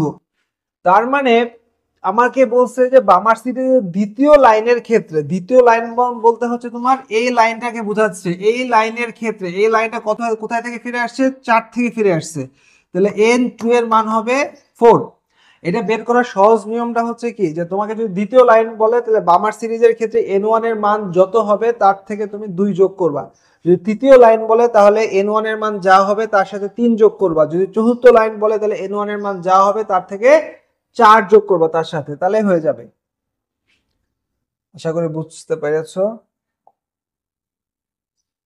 আচ্ছা, দৃশ্যমান আলোর তরঙ্গ দৈর্ঘ্য কত মুখস্থ, সবুজ আলোর তরঙ্গ দৈর্ঘ্য কত মুখস্থ, কোন অঞ্চলটি সর্বাধিক বা কোন অঞ্চলটি রশ্মি সর্বাধিক শক্তি সর্বাধিক, যার তরঙ্গ দৈর্ঘ্য ছোট তার শক্তি সর্বাধিক, সেটা হচ্ছে গামা রে। কোন বর্ণের আলোর শক্তি বেশি, যে বর্ণের আলোর তরঙ্গ দৈর্ঘ্য বেশি, তরঙ্গ দৈর্ঘ্য কম তার শক্তিটা হচ্ছে তোমার বেশি হবে। এখানে দেখো আমরা জানি যে বেগুনি আলোর, বেনি আ সহ কলা, সবার আগে আছে বেগুনি। বেগুনি আলোর তরঙ্গ দৈর্ঘ্য হচ্ছে সব থেকে ছোট, আর যার তরঙ্গ দৈর্ঘ্য সব থেকে ছোট তার শক্তি সব থেকে বেশি। ঠিক আছে, এটা আমাদেরকে পড়তে হবে। যাক, এইভাবে তোমরা রিভিশনটা দিতে থাকো। বর্ণালী মিতির বিশ্লেষণের ক্ষেত্রে এটাও মুখস্থ, এটা হচ্ছে NMRI ব্যবহার করা হয়ে থাকে। ওয়াইফাইতে কোন অঞ্চলের তড়িৎচুম্বক রশ্মি ব্যবহার করা হয়ে থাকে, এটা খুব গুরুত্বপূর্ণ প্রশ্ন, কারণ ওয়াইফাই তো আমরা সবাই ব্যবহার করি এখন মোটামুটি। ওয়াইফাইতে তোমার মাইক্রোওয়েভ ব্যবহার হয়ে থাকে। 120 নাম্বার, চিকিৎসা বিজ্ঞানের ফিজিওথেরাপিতে কোনটি ব্যবহার হয়, আয়ার রশ্মি ব্যবহার হয়ে থাকে। নিচের কোনটি নিউক্লিয়াসটি NMRI এর NMR সক্রিয়, এটা হচ্ছে তোমার হাইড্রোজেনের এমআরআই মেশিনে যেটা ব্যবহার করা হয় সেটা হচ্ছে কি, এই যে হাইড্রোজেন, হাইড্রোজেন পরমাণু। রিডবার ধ্রুবক আরএইচ এর মান আমরা জানি 10 96 78, এটা 10 96 78, এটা অনেক সময় তোমার মিটার হিসেবে দেওয়া থাকে, এখানে তোমার পার সেন্টিমিটার দেওয়া আছে, অনেক সময় পার মিটার হিসেবে দেওয়া থাকে। এই দুইটা সিস্টেমে আমাদেরকে এটা মনে রাখতে হবে। আচ্ছা, এখন 123 নাম্বারটা, রিডবার ধ্রুবক আরএইচ এর মান কত, সেম উত্তর মুখস্থ, এটা পার মিটারে দেওয়া আছে, পার মিটার, ওটা দেওয়া ছিল পার সেন্টিমিটার, এগুলো অবশ্যই মুখস্থ করতে হবে। 124 নাম্বারটা, হাইড্রোজেন পরমাণুর প্রথম কক্ষপথের শক্তি E1 হলে তৃতীয় কক্ষপথের শক্তি কত। এখন আমরা যদি আমাদের যে শক্তি সূত্রটা আছে যে n তম কক্ষপথের শক্তি En equal to E1 into 1/n1², এটা যদি মনে রাখি তাহলে কিন্তু এই প্রশ্নটা সলভ করতে পারবো। প্রথম কক্ষপথের শক্তি হচ্ছে E1, আর তাহলে তৃতীয় কক্ষপথের শক্তি কত হবে, তাহলে আমরা যদি দেখি যে E3 ইকুয়াল টু হবে E1 ইন্টু 1/3, অর্থাৎ তোমার E1 ভাগ হচ্ছে 9। তাহলে 3 নম্বর কক্ষপথের শক্তি E3 হবে E1 ভাগ 9। সঠিক উত্তর হবে এখানে ক। তারপরে দেখো 125 নাম্বারটা, হাইড্রোজেন রেখা বর্ণালীর মাধ্যমে কি কি শনাক্তকরণ করা যায়, মৌল শনাক্তকরণ করা যায়, এটা হচ্ছে সবই এগুলো মুখস্থ। মানে তারপরে হচ্ছে এই সমীকরণে প্যাসকেল সিরিজের জন্য n2 এর ন্যূনতম মান কত। প্যাসকেল সিরিজের জন্য, প্যাসকেল সিরিজের ক্ষেত্রে n1 এর মান কত, 3, আর n2 এর ন্যূনতম মান হবে তাহলে 4। আর যদি ইলেকট্রন অসীম থেকে তৃতীয় শক্তি স্তরে স্থানান্তরিত হয়, 3 নাম্বার শক্তি স্তরে স্থানান্তরিত হলে কোন নাম্বার সিরিজ পাওয়া যাবে, 3 নাম্বার সিরিজের নাম কি। তৃতীয় শক্তি স্তরে যদি স্থানান্তরিত হয় তাহলে 3 নাম্বার সিরিজের যেটা নাম সেই সিরিজই পাওয়া যাবে, সেটা কি নাম, প্যাসকেল সিরিজ। 128 নাম্বার, সমীকরণটিতে লাইম্যান সিরিজের জন্য n2 এর ন্যূনতম মান কত। লাইম্যান সিরিজ কত নাম্বার সিরিজ, 1 নাম্বার সিরিজ।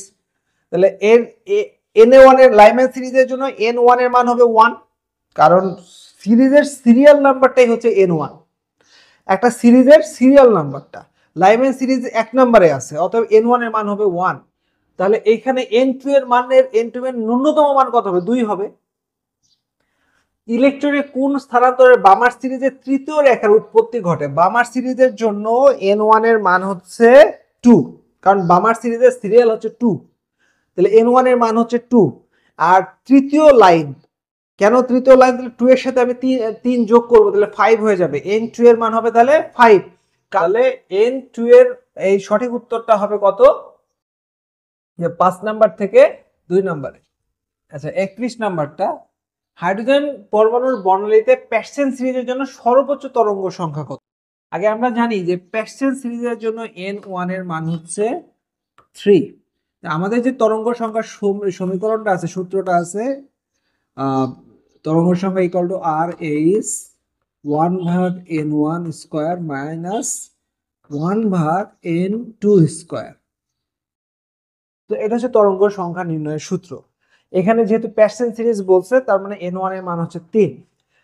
এখন সর্বোচ্চ তরঙ্গ সংখ্যা, এখন আমরা জানি যে তরঙ্গ দৈর্ঘ্য যত ছোট হবে তরঙ্গ সংখ্যা তত বাড়বে। এখন তরঙ্গ দৈর্ঘ্য কখন ছোট হয়, যত দূর থেকে আসবে, একটা ইলেকট্রন যত দূর থেকে আসবে ওই ইলেকট্রনের তরঙ্গ দৈর্ঘ্য তত ছোট হবে। ঠিক আছে, তো এখানে তাহলে কত দূর থেকে আসবে, সর্বোচ্চ, যদি তোমাকে সর্বোচ্চ তরঙ্গ সংখ্যা বের করতে বলে তখন তাহলে তুমি n2 এর মান সর্বোচ্চ ধরবা। এখন n2 এর মান সর্বোচ্চ কত হয়, সর্বোচ্চ হয় হচ্ছে তোমার ইনফিনিটি, অসীম। তাহলে n2 এর মানকে ধরতে হবে ইনফিনিটি। তাহলে 1 ভাগ ইনফিনিটি স্কয়ার মানে হচ্ছে 0। অর্থাৎ এখানে n2 এর মান যদি আমরা ইনফিনিটি বলি তাহলে কখন তোমরা n2 এর মানটাকে ইনফিনিটি ধরবা, যখন তোমার সর্বোচ্চ তরঙ্গ সংখ্যা যাবে। কারণ যত দূর থেকে আসবে তত তরঙ্গ সংখ্যা ছোট হবে, তরঙ্গ দৈর্ঘ্য ছোট হবে, আর তরঙ্গ দৈর্ঘ্য যত ছোট হবে তরঙ্গ সংখ্যা তত বাড়বে। তো এই জন্য কত দূর থেকে আসবে, n2 এর মানকে অবশ্যই ইনফিনিটি ধরবা সর্বোচ্চ তরঙ্গ সংখ্যা চাইলে। তাহলে এখানে কি হবে, আর এইচ ভাগ হবে 9, কারণ n এর মান হচ্ছে 3, n1 এর মান হচ্ছে তোমার 3, তাহলে 3 square equal to 9 minus a2 এর মান হবে 0। তাহলে নিউ তরঙ্গ সংখ্যা নিউ বার ইকুয়াল টু হচ্ছে আর এইচ ভাগ 9 মাইনাস 0। তো সঠিক উত্তর হবে ক নাম্বারটা। বামার সিরিজের সর্বনিম্ন তরঙ্গ সংখ্যা, এখন সর্বনিম্ন যদি তরঙ্গ সংখ্যা হয় তাহলে n1 এর মান যা হবে, বামার সিরিজের ক্ষেত্রে যেহেতু 2, তাহলে n2 এর মান হবে সব থেকে কাছের, অর্থাৎ 2 প্লাস 1, মানে তার ইমিডিয়েট উপরেরটা। তাহলে এখানে সর্বনিম্ন তরঙ্গ সংখ্যা পাবো।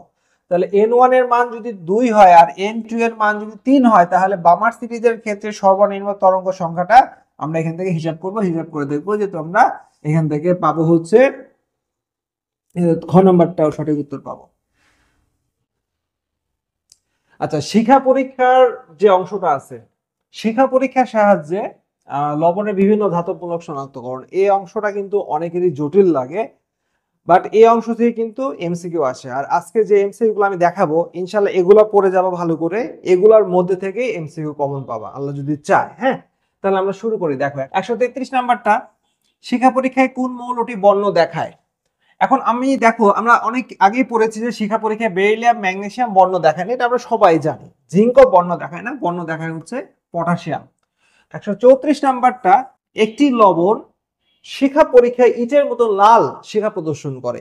তো ইটের মতো লাল হলে এটা হচ্ছে তোমার ক্যালসিয়াম। মানে এই যে যে জিনিসগুলো আছে এগুলো হচ্ছে কিন্তু সব মুখস্থ, শিখা পরীক্ষার যে চারটা আছে সেই চারটাকে সুন্দর করে বারবার পড়ে পড়ে মুখস্থ করতে হবে ইনশাল্লাহ। এখানে যেগুলো দেওয়া আছে এগুলোর মধ্যে থেকেই তোমাদের শিখা পরীক্ষায় প্রশ্নগুলো আসবে।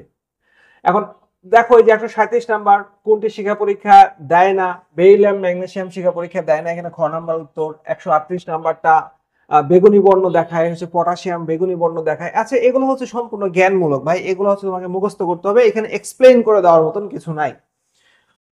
তারপরে এই যে সবগুলো আছে শিখা পরীক্ষা থেকে বেশ কয়েকবার অনেকবার অনেক জায়গায় প্রশ্ন আসছে, কাজে শিখা পরীক্ষাকে অবহেলা করা যাবে না, এই জায়গা থেকে প্রশ্ন আসবে।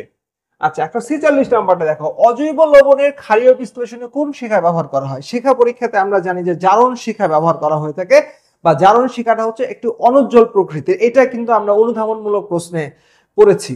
ঠিক আছে, তারপরে যদি আমরা পরে চলে আসি দ্রাব্যতা, দ্রাব্যতার নীতি, দ্রাব্যতার গুণফল, এই জায়গা থেকে আমরা কিছু পড়বো।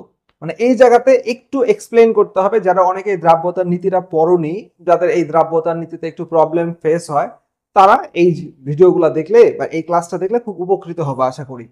দেখো এখানে আমরা অঙ্কগুলা একটু বুঝিয়ে দেওয়ার চেষ্টা করি, খুবই সহজ অঙ্ক এবং এখান থেকে প্রশ্ন বহুতবার আসছে, বহুতবার আসেও প্রশ্নগুলা। এই জন্য এই প্রশ্নগুলা তোমাদেরকে অবশ্যই বুঝে বুঝে পড়তে হবে। তাহলে প্রথমে যে প্রশ্নটা বলছে যে 150 গ্রাম সম্পৃক্ত দ্রবণে 50 গ্রাম দ্রব দ্রবীভূত থাকলে ওই দ্রবের দ্রাব্যতা কত।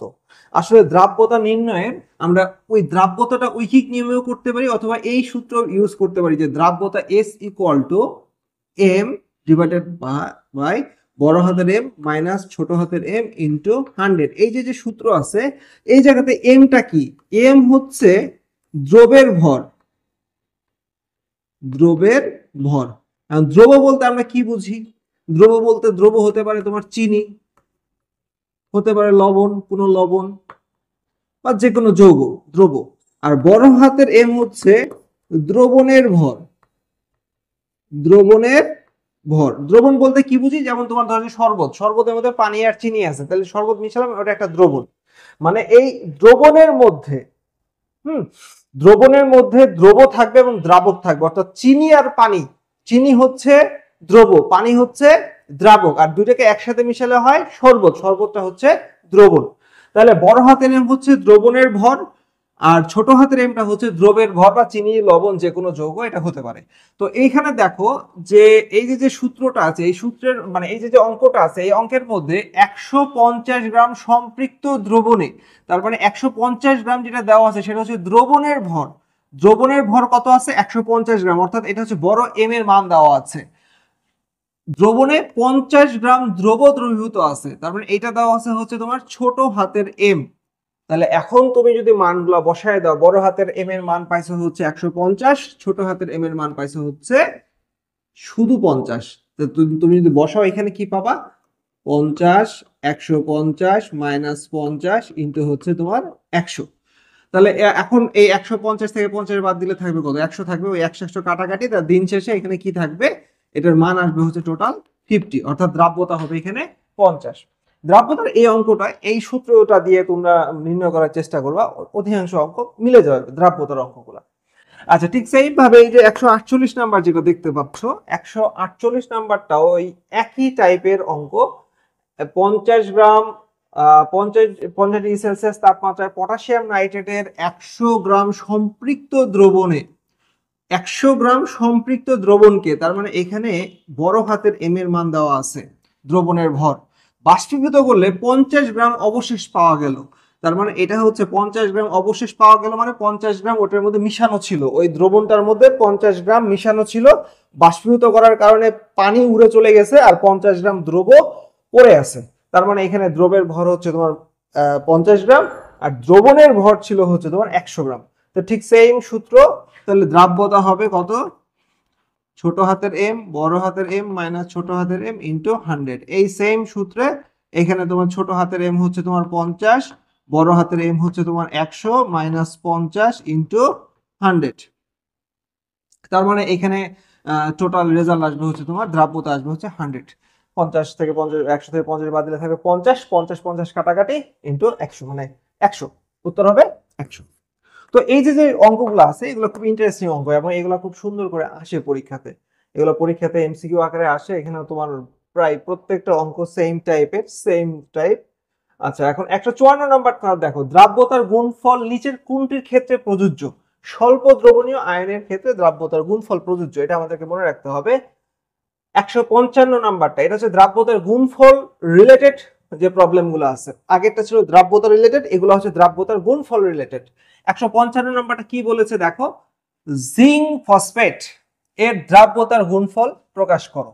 দ্রাব্যতার গুণফল বলতে আসলে আমরা কি বুঝি, যে যে যৌগটা দেওয়া হবে এই যৌগটা পানিতে আয়নিত হওয়ার পরে যে আয়নগুলা তৈরি করবে সেই আয়নগুলার ঘনমাত্রার যথোপযুক্ত ঘাত সহ গুণফলকে আমরা বলি দ্রাব্যতার গুণফল। তাহলে এই যে যে আয়নটা আমরা দেখতেছি দেখো, খুবই চমৎকার একটা প্রশ্ন এবং এই টাইপের প্রশ্নগুলো কিন্তু পরীক্ষাতে আসবে। এখানে এই যে যে যৌগটা আছে এই যৌগটাকে আমরা ভাঙবো কিভাবে, অর্থাৎ এই যৌগটা কিভাবে আয়ন তৈরি করে, আজকে তোমাদের আমি শর্ট টেকনিকটা দেখাই দিব, তোমাদের ভাঙার প্রয়োজন নাই, না ভেঙেও তোমরা করতে পারবা। তার আগে আমি ভেঙে একবার দেখাই দিচ্ছি, ভেঙে দেখাই দিচ্ছি, তারপরে আমরা না ভেঙে দেখাই দেবো যে কিভাবে তুমি শর্টকাটে করবা। তো এই যে যৌগটা আছে এটাকে তুমি ভাঙবা কিভাবে? দেখো প্রথমের যে অংশটা থাকে, প্রথমে আছে হচ্ছে জিঙ্ক, প্রথমে জিঙ্ক আছে, অতএব জিঙ্কে তুমি প্রথমে লিখবে কয়টা জিঙ্ক আছে, Zn3, অর্থাৎ 3টা জিঙ্ক আছে, তাহলে তুমি 3টা জিঙ্ক লিখলা, প্লাস পরে কে আছে, PO4, কয়টা আছে, PO4 আছে 2টা, তাহলে তুমি 2টা PO4 লিখলা। PO4 মানে হচ্ছে ফসফেট, ফসফেট হচ্ছে একটা যৌগমূলক, এটা তোমরা তোমাদের জুনিয়র লেভেলও আছে, তোমাদের বইতেও আছে, কাজে ফসফেট হচ্ছে একটা যৌগমূলক। তো এই পুরাটা মিলা একটা আয়ন তৈরি করবে। এখন যেহেতু জিঙ্ক ছিল 3টা, এই জন্য 3টা জিঙ্ক লিখলাম, আর ফসফেট PO4 ছিল 2টা, এই জন্য 2টা ফসফেট লিখলাম। আর সবসময় মনে রাখবা একটা যৌগের প্রথম অংশটা থাকে পজিটিভ, তার মানে জিঙ্ক হচ্ছে পজিটিভ আর ফসফেট হচ্ছে নেগেটিভ, তাহলে জিঙ্ক যেহেতু পজিটিভ তাহলে জিঙ্ক পজিটিভ লিখলাম, আর ফসফেট নেগেটিভ, নেগেটিভ লিখলাম। আর আরেকটা জিনিস মনে রাখবা যে পজিটিভ আয়নের সংখ্যা নেগেটিভ আয়নের চার্জ, আমি আবারও বলতেছি, পজিটিভ আয়নের সংখ্যা নেগেটিভ আয়নের চার্জ, আবার নেগেটিভ আয়নের সংখ্যা পজিটিভ আয়নের চার্জ। তাহলে এখানে দেখো পজিটিভ আয়ন আছে 3টা, অতএব নেগেটিভ আয়নের চার্জ হবে 3। আবার নেগেটিভ আয়ন আছে কয়টা, 2টা, 2টা ফসফেট আয়ন আছে, অতএব পজিটিভ আয়নের চার্জ হবে 2 প্লাস এইটার সংখ্যা এটার চার্জ, এইটার সংখ্যা ওইটার চার্জ। এইভাবে আমরা খুব সহজেই কিন্তু এটা ভাঙতে পারি। মানে আমাদের কিন্তু অনেকেরই যৌগ ভাঙতে একটু প্রবলেম হয়, কিন্তু তুমি যদি এই টেকনিকটা ফলো করো তাহলে তোমার আর যে কোনো যৌগ দিলে তুমি খুব সহজেই ভাঙতে পারবা। ওকে, তাহলে এখন দেখো আমরা তাহলে এই যে যৌগটা আছে এটা কেএসপি দ্রাব্যতার গুণফল আমরা কিভাবে নির্ণয় করব, কেএসপি ইকুয়াল টু হবে এই যে জিঙ্ক আয়ন আছে, জিঙ্ক আয়নের ঘনমাত্রার গুণফল ইনটু এই ফসফেট আয়ন PO4 এটার ঘনমাত্রার গুণফল 3 মাইনাস। আচ্ছা, এখন কি হবে, সামনে যে সংখ্যাটা আছে সামনের সংখ্যাটা পাওয়ার হয়ে যাবে, যেমন জিঙ্কের সামনে ছিল 3, অতএব এখানে এটা পাওয়ার হয়ে যাবে, ফসফেটের সামনে ছিল 2, অতএব এটা হচ্ছে এটার পাওয়ার হয়ে যাবে। তো এটাই হচ্ছে আমাদের এই যৌগটার দ্রাব্যতার গুণফল। তো এখন দেখো তাহলে এখানে আমরা কোন অপশনটা আছে, খুব সহজে আমরা দেখি,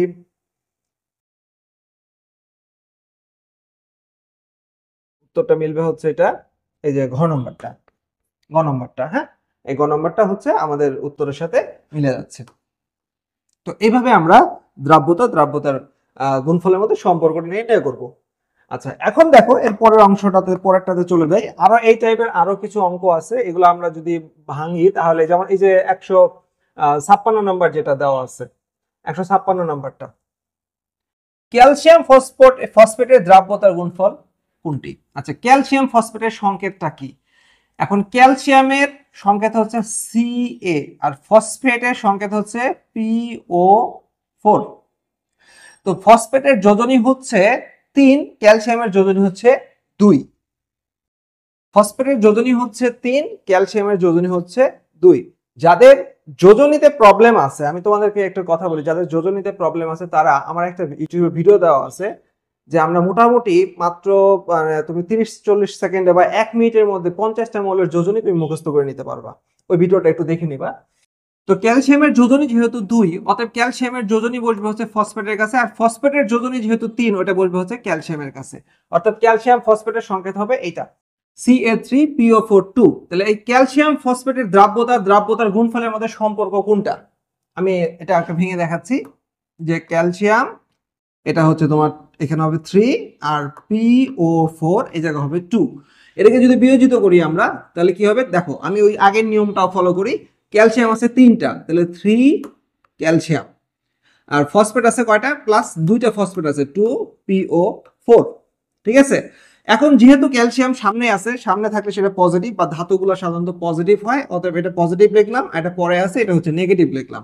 আর এখন পজিটিভ আয়নের সংখ্যা নেগেটিভ আয়নের চার্জ, নেগেটিভ আয়নের সংখ্যা পজিটিভ আয়নের চার্জ, তাহলে এটা আসবে হচ্ছে তোমার এখানে 2 আসবে, আর এটার সংখ্যা 3, এখানে আসবে হচ্ছে 3 আর 3। তো এইভাবে আমরা এটাকে ভাঙবো। তো এখন ধরলাম যে এইটার দ্রাব্যতা হচ্ছে x, ধরলাম যে ক্যালসিয়াম ফসফেট x পরিমাণ পানিতে মিশবে, বা s পরিমাণ পানিতে মিশবে। তাহলে s পরিমাণ যদি মিশে, তাহলে একটা ক্যালসিয়াম ফসফেট যদি পানিতে মিশে, এখানে ক্যালসিয়াম তৈরি হচ্ছে 3টা, ফসফেট তৈরি হচ্ছে তোমার 2টা। তাহলে s পরিমাণ যদি পানিতে মিশে, তাহলে এটা মানে তৈরি হবে তোমার 3s পরিমাণ, আর এখানে হবে 2s পরিমাণ। ঠিক আছে, যদি মিশে। তাহলে এখন KSP আমরা কিভাবে নির্ণয় করব, তাহলে KSP ইকুয়াল টু হচ্ছে ক্যালসিয়াম আয়নের ঘনমাত্রা ইন্টু PO4 3 মাইনাস এটার আয়নের ঘনমাত্রা উপর হবে স্কয়ার। আমরা ক্যালসিয়াম আয়নের ঘনমাত্রা কত পেয়েছিলাম 3s কিউব ইন্টু হচ্ছে 2s স্কয়ার। তো এটাকে যদি ক্যালকুলেশন করি তাহলে আমাদের কি আসতেছে 27s কিউব ইন্টু হচ্ছে 4s স্কয়ার, দ্যাটস মিন আমাদের টোটাল হচ্ছে 108s⁵ এরকম মান আসবে। তাহলে এই যে মানটা আসলো 108s⁵, তাহলে এখানে সঠিক উত্তর হবে কোনটা 108s⁵, এটা হবে সঠিক উত্তর। এখন দেখো এইটা ভাই এত কিছু করার তো আমার টাইম নাই, কারণ আমি তো এটা এমসিকিউর জন্য করতেছি, এত ক্যালকুলেশন করব কেন, আমি এর থেকে মানে শর্টকাটে কিভাবে করব, শর্টকাটটা হচ্ছে কি ক্যালসিয়াম আছে 3টা, অতএব তুমি এখানে 3s ধরবা, ফসফেট আছে 2টা, অতএব এটা হবে 2s ইনটু, আচ্ছা যেহেতু সামনে 3 আছে অতএব সামনে 3 থাকার কারণে এখানে কিউব বসাবা, আর যেহেতু 2s এর সামনে 2 আছে অতএব s এর সামনে 2 আছে অতএব স্কয়ার বসাবা, এটা ক্যালকুলেশন করবা 108s⁵ পেয়ে যাবা। খুব সহজ, আমি আবার বলে দিচ্ছি, দেখো ক্যালসিয়াম যেহেতু 3টা আছে Ca3 3টা ক্যালসিয়াম আছে, 3টা ক্যালসিয়াম থাকার কারণে 3s, আর যেহেতু সামনে 3 আছে অতএব কিউব বসবে, যেহেতু ফসফেট PO4 দুইটা আছে এজন্য 2s, আর যেহেতু সামনে 2 আছে অতএব এর উপরে স্কয়ার বসবে। তো এই তারপরে গুণ করে দিবা, যোগ না, অনেকে কিন্তু ভুল করে যোগ করে দেয়, যোগ না গুণ করবা, গুণ করলে তুমি এখান থেকে টোটাল রেজাল্টটা পেয়ে যাবে, তখন তোমাকে আর কষ্ট করে এত দূর ভাঙার প্রয়োজন নাই, ঠিক আছে? আশা করি বুঝতে পারছো। এরপর দেখো পানির আয়নিক গুণফল KW এর একক কোনটা? পানির আয়নিক গুণফল বলতে কি বোঝায়, পানির যে আয়ন তৈরি করে, পানির আয়ন কয়টা, পানির আয়ন 2টা পানির আয়ন তৈরি হয়, একটা হচ্ছে তোমার হাইড্রোজেন প্লাস, অর্থাৎ তুমি যদি পানিকে ভাঙো H2O, এটা বিয়োজিত করো তাহলে H plus plus OH minus তৈরি হবে। তো এটার একক, এটার ঘনমাত্রা একক হচ্ছে তোমার মোল পার লিটার, এটারও ঘনমাত্রা একক হচ্ছে মোল পার লিটার। তুমি যদি 2টা মোল পার লিটারকে গুণ করো তাহলে কি আসতেছে, মোল স্কয়ার পার লিটার স্কয়ার, দুটাকে যদি একসাথে গুণ করো তাহলে মোল স্কয়ার পার লিটার স্কয়ার, এটা হবে আমাদের সঠিক উত্তর। এটা সিলেট বোর্ড 2021 সালে আসছিল। 158 নম্বরটা দেখো, ক্যালসিয়াম ফ্লোরাইডের সম্পৃক্ত জলীয় দ্রবণে ফ্লোরাইড আয়নের ঘনমাত্রা একটা এত গ্রাম পার লিটার হলে ক্যালসিয়াম ফ্লোরাইডের দ্রাব্যতার গুণফল কত হবে? কারণ আমরা জানি যে ভাই ক্যালসিয়াম ফ্লোরাইড এটার দ্রাব্যতার গুণফল আমরা যদি কেএসপি যদি নির্ণয় করি, কেএসপি ইকুয়াল টু হবে, আচ্ছা এটার ক্ষেত্রে কি হবে, ক্যালসিয়াম যেহেতু একটা আছে এস ধরলাম, ফ্লোরিন যেহেতু 2টা আছে এই জন্য এটাকে 2s ধরলাম, আর যেহেতু সামনে 2 আছে স্কয়ার করলাম, তাহলে এখানে রেজাল্ট আসবে 4s কিউব। তার মানে আমার এখানে এস এর মানটা যদি আমি বের করতে পারি তাহলে দ্রাব্যতার গুণফলের মানটা আমি এখান থেকে বের করতে পারবো। তাই এস এর মানটা আমরা কত বলছি, কিন্তু মানে এখানে এস এর মানটা কত হবে, সম্পৃক্ত জলীয় দ্রবণে ফ্লোরাইড আয়নের ঘনমাত্রা দেওয়া আছে এত গ্রাম, কার ঘনমাত্রা দেওয়া আছে, ফ্লোরাইড আয়নের ঘনমাত্রা দেওয়া আছে। এখন আমরা যদি এইভাবে ধরি, দেখো ফ্লোরাইড আয়নের ঘনমাত্রা কিন্তু 2s এর মান দেওয়া আছে, ফ্লোরাইড আয়নের ঘনমাত্রা, কারণ আমরা যদি যেহেতু এটা 2টা আছে এই জন্য এটাকে আমি 2s ধরছি, তাহলে 2s হচ্ছে ফ্লোরাইড আয়নের ঘনমাত্রা, ক্যালসিয়াম আয়নের ঘনমাত্রা হচ্ছে s, তাহলে ফ্লোরাইড আয়নের ঘনমাত্রা যেহেতু 2s, তাহলে 2s এর মান দেওয়া আছে কত এখানে 0.0006, সরি দুইটা জিরো, 0.00655 গ্রাম পার লিটার, এটা দেওয়া আছে ঘনমাত্রা গ্রাম পার লিটার। তো অতএব এস এর মান কত হবে, এস হবে কি, এস হবে এই মানটাকে আমরা 2 দিয়ে ভাগ করব, 0.00655 ভাগ হচ্ছে 2, এত গ্রাম পার লিটার, শুধু হচ্ছে এটা এস এর মান। এখন এস এর মান যেহেতু গ্রাম পার লিটারে দেওয়া আছে, কিন্তু দ্রাব্যতার গুণফল নির্ণয়ের সময় আমাদের এস এর মানটাকে মোল পার লিটারে কনভার্ট করতে হবে, গ্রাম পার লিটার দিয়ে মান বসালে এখানে বসালে রেজাল্ট আসবে না, তাহলে আমাকে কি করতে হবে, এটাকে মোল পার লিটারে কনভার্ট করতে হবে, অর্থাৎ এটাকে মোলে কনভার্ট করতে হবে। এখন এই যে মানটা দেওয়া আছে এটা কিন্তু গ্রামে আছে, মানে ভর, মানে একটা পরিমাণ, ডাব্লিউ এর মান দেওয়া আছে এখানে ডাব্লিউ। তো আমরা যে কোনো ডাব্লিউ দেওয়া থাকলে তার মোল বের করার সূত্র জানি কি, n equal to W by M, অর্থাৎ তুমি গ্রাম থেকে বা পরিমাণ থেকে তুমি মোলে কনভার্ট করবা, তাহলে তাকে আণবিক ভর দিয়ে ভাগ করতে হবে। এখন তুমি কার আণবিক ভর ইউজ করবা, এখানে কিন্তু একটা মানে অনেকেই কনফিউশনে পড়ে যায় যে ভাই যৌগটা তো দেওয়া আছে ক্যালসিয়াম ফ্লোরাইড। তা আমি কি এখানে ক্যালসিয়াম ফ্লোরাইডের আণবিক ভর বসাবো? না, সবসময় মনে রাখবা ডাব্লিউ যার এম তার, ডাব্লিউ যার এম তার। ডাব্লিউ কার পাইছো ভাই? ফ্লোরাইড আয়নের ডাব্লিউ পাইছো। তাহলে ডাব্লিউ যার পাইছো, তুমি আণবিক ভর তারই বসাবা। এখন ডাব্লিউ কত পাইছো? এই যে তোমার 3.275 ইন্টু 10⁻³ এটা হচ্ছে আমরা ডাব্লিউ পাইলাম। মানে আমরা হচ্ছে এই মানটাকে যে দ্রাব্যতা দেওয়া ছিল তাকে 2 দিয়ে ভাগ করে আমরা ডাব্লিউটা পেলাম। কার পেলাম? ফ্লোরাইড আয়নের পেলাম। ফ্লোরাইড আয়নের বা ফ্লোরাইড আয়ন মানে হচ্ছে তোমার এফ মাইনাস আয়নের আমরা ডাব্লিউ পেলাম।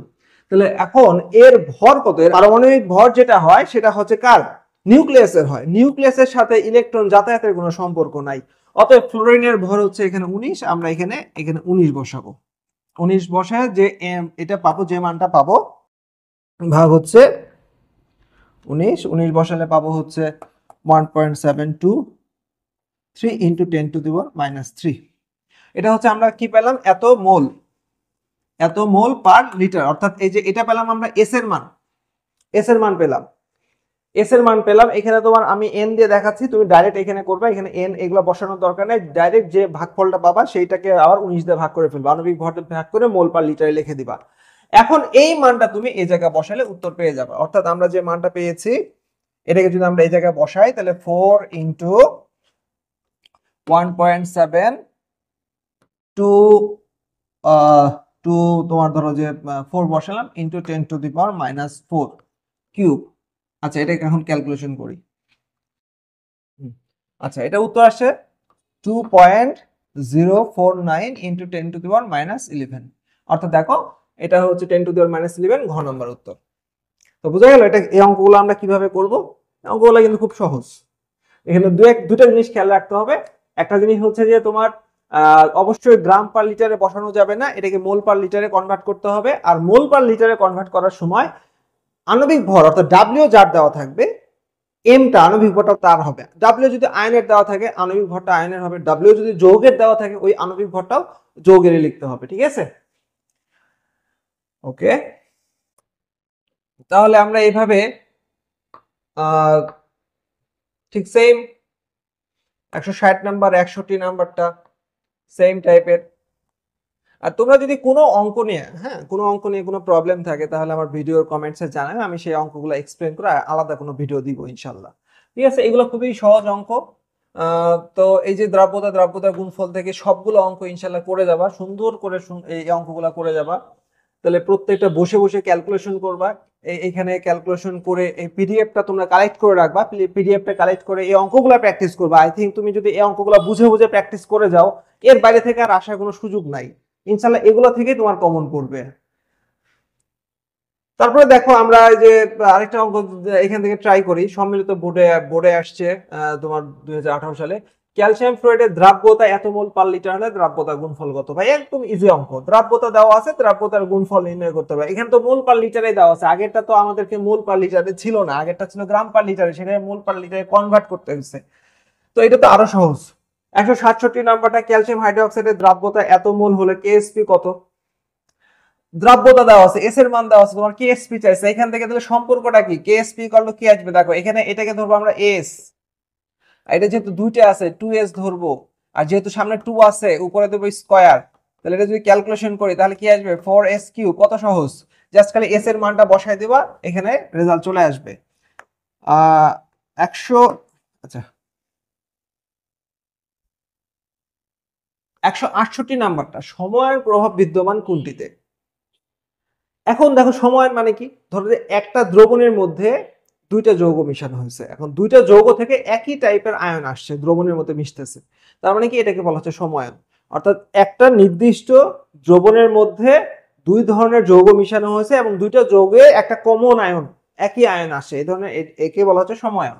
তো এই জায়গায় দেখো আমি সঠিক উত্তর দেওয়া আছে ক নাম্বারটাতে, এখানে হাইড্রোজেন সালফাইড থেকে হাইড্রোজেন আসবে আর HCl থেকেও হাইড্রোজেন আয়ন আসবে। তার মানে এই দুইটা যৌগের যে মিশ্রণ তুমি যদি তৈরি করো, এই দুইটা যৌগ থেকে একই আয়ন, দুইটা হাইড্রোজেন আয়ন এখানে আসবে। এখন প্রশ্ন হতে পারে যে ভাই খ নম্বরে তো এখানে সোডিয়াম ক্লোরাইড আছে আর এখানে তোমার মিথাইল ক্লোরাইড আছে, তো এখানে কেন এটা হচ্ছে না? এখন সোডিয়াম ক্লোরাইড আয়নিক যৌগ, এই বেটা ক্লোরিন আয়ন দিবে, দ্রবণের মধ্যে ক্লোরিন আয়ন দান করবে, বাট এটা হচ্ছে জৈব যৌগ, জৈব যৌগ থেকে কোনো আয়ন নির্গত হবে না। জৈব যৌগ এটা হচ্ছে জৈব যৌগ, এটাও জৈব যৌগ। ঘ নাম্বারটা মিথেন একটা জৈব যৌগ, সো এখান থেকে হাইড্রোজেন আয়ন তৈরি হবে না, যদিও হাইড্রোজেন আছে বাট হাইড্রোজেন আয়ন তৈরি হবে না, এই HCl থেকে হবে। এই জায়গায় এটা অজৈব যৌগ, এখান থেকে তোমার ক্লোরিন আয়ন তৈরি হবে, বাট এটা তো জৈব যৌগ, এখান থেকে তোমার ক্লোরিন আয়ন তৈরি হবে না। তার মানে এই যে দুইটা অজৈব যৌগ আছে, হাইড্রোজেন সালফাইড এবং তোমার HCl, এটাই হচ্ছে সঠিক উত্তর, কারণ এই দুইটা যৌগ থেকে একটু হলেও, এটা থেকে 100%, যেমন HCl থেকে 100% হাইড্রোজেন আয়ন তৈরি হবে, বাট হাইড্রোজেন সালফাইড থেকে কিন্তু 100% তৈরি হবে না। এটা হচ্ছে স্বল্প দ্রবণীয় একটা যৌগ, কিন্তু দুইটাই যেহেতু অজৈব যৌগ, অর্থাৎ দুইটাই এখান থেকে হাইড্রোজেন আয়ন দান করবে। এই জন্য এখানে সঠিক উত্তর হচ্ছে তোমার এই ক নাম্বারটা। ঠিক 169 নাম্বারটা, এটা রাজশাহী বোর্ড 2022 সালে আসছিল, এটাও ঠিক সেম প্রশ্ন। দেখো এই প্রশ্নটা কিন্তু আসতে পারে তোমাদেরও, কাজে এটা ভালো করে পড়বা। এরপরের যে টপিকসটা আছে আমাদের লাস্ট টপিক তোমাদের সিলেবাসে, দ্রবণে আয়ন শনাক্তকরণ। এখন দ্রবণে যে আয়ন শনাক্তকরণ আছে, এই জায়গা থেকে না যে কয়টা এখানে দেওয়া আছে মোটামুটি সেই কয়টা একটু মুখস্থ করে যাবা, ইনশাল্লাহ এর ভিতর থেকে আসবে। এগুলো একটা ভেজাল জিনিস, এগুলো মুখস্থের জিনিস, এগুলো খুব বিরক্ত লাগে, আমার নিজের কাছেও বিরক্ত লাগে, কিন্তু কিছু করার নাই ভাই, এই জায়গাটা তো পড়তে হবে তোমাকে, তাই না? কারণ সব জিনিস তো ভাই মজা লাগবে না, কিছু কিছু জিনিস থাকবে বোরিং, তারপরেও এটা পড়তে হবে। এখন এখানে মাত্র কয়েকটা MCQ দেওয়া আছে, এগুলো যদি তুমি ভালো করে পড়ো ইনশাল্লাহ এগুলোর ভিতর থেকে আসবে, তোমার এর বাইরে থেকে আসবে না। যেমন ধরো যে 170 নাম্বারটা কি বলছে, যে কপার 2+ আয়ন শনাক্তকরণে নিচের কোনটা ব্যবহার করা হয়ে থাকে? পটাশিয়াম ফেরোসায়ানাইড এটা ব্যবহার করা হয়ে থাকে। এটা কপার 2+ না, আরো কয়েকটা আয়ন শনাক্তকরণে এই পটাশিয়াম ফেরোসায়ানাইড ব্যবহার করা হয়ে থাকে। আচ্ছা, যেমন 171 নম্বরটা, পটাশিয়াম ফেরোসায়ানাইড দ্রবণ দ্বারা কোন আয়নটি শনাক্ত করা যায়? জিঙ্ক 2+। তার মানে তুমি দেখতেছো কপার 2+, জিঙ্ক 2+, এগুলো শনাক্তকরণ করার জন্য পটাশিয়াম ফেরোসায়ানাইড এটা ব্যবহার করা হয়ে থাকে। আচ্ছা, আরেকটা ইন্টারেস্টিং,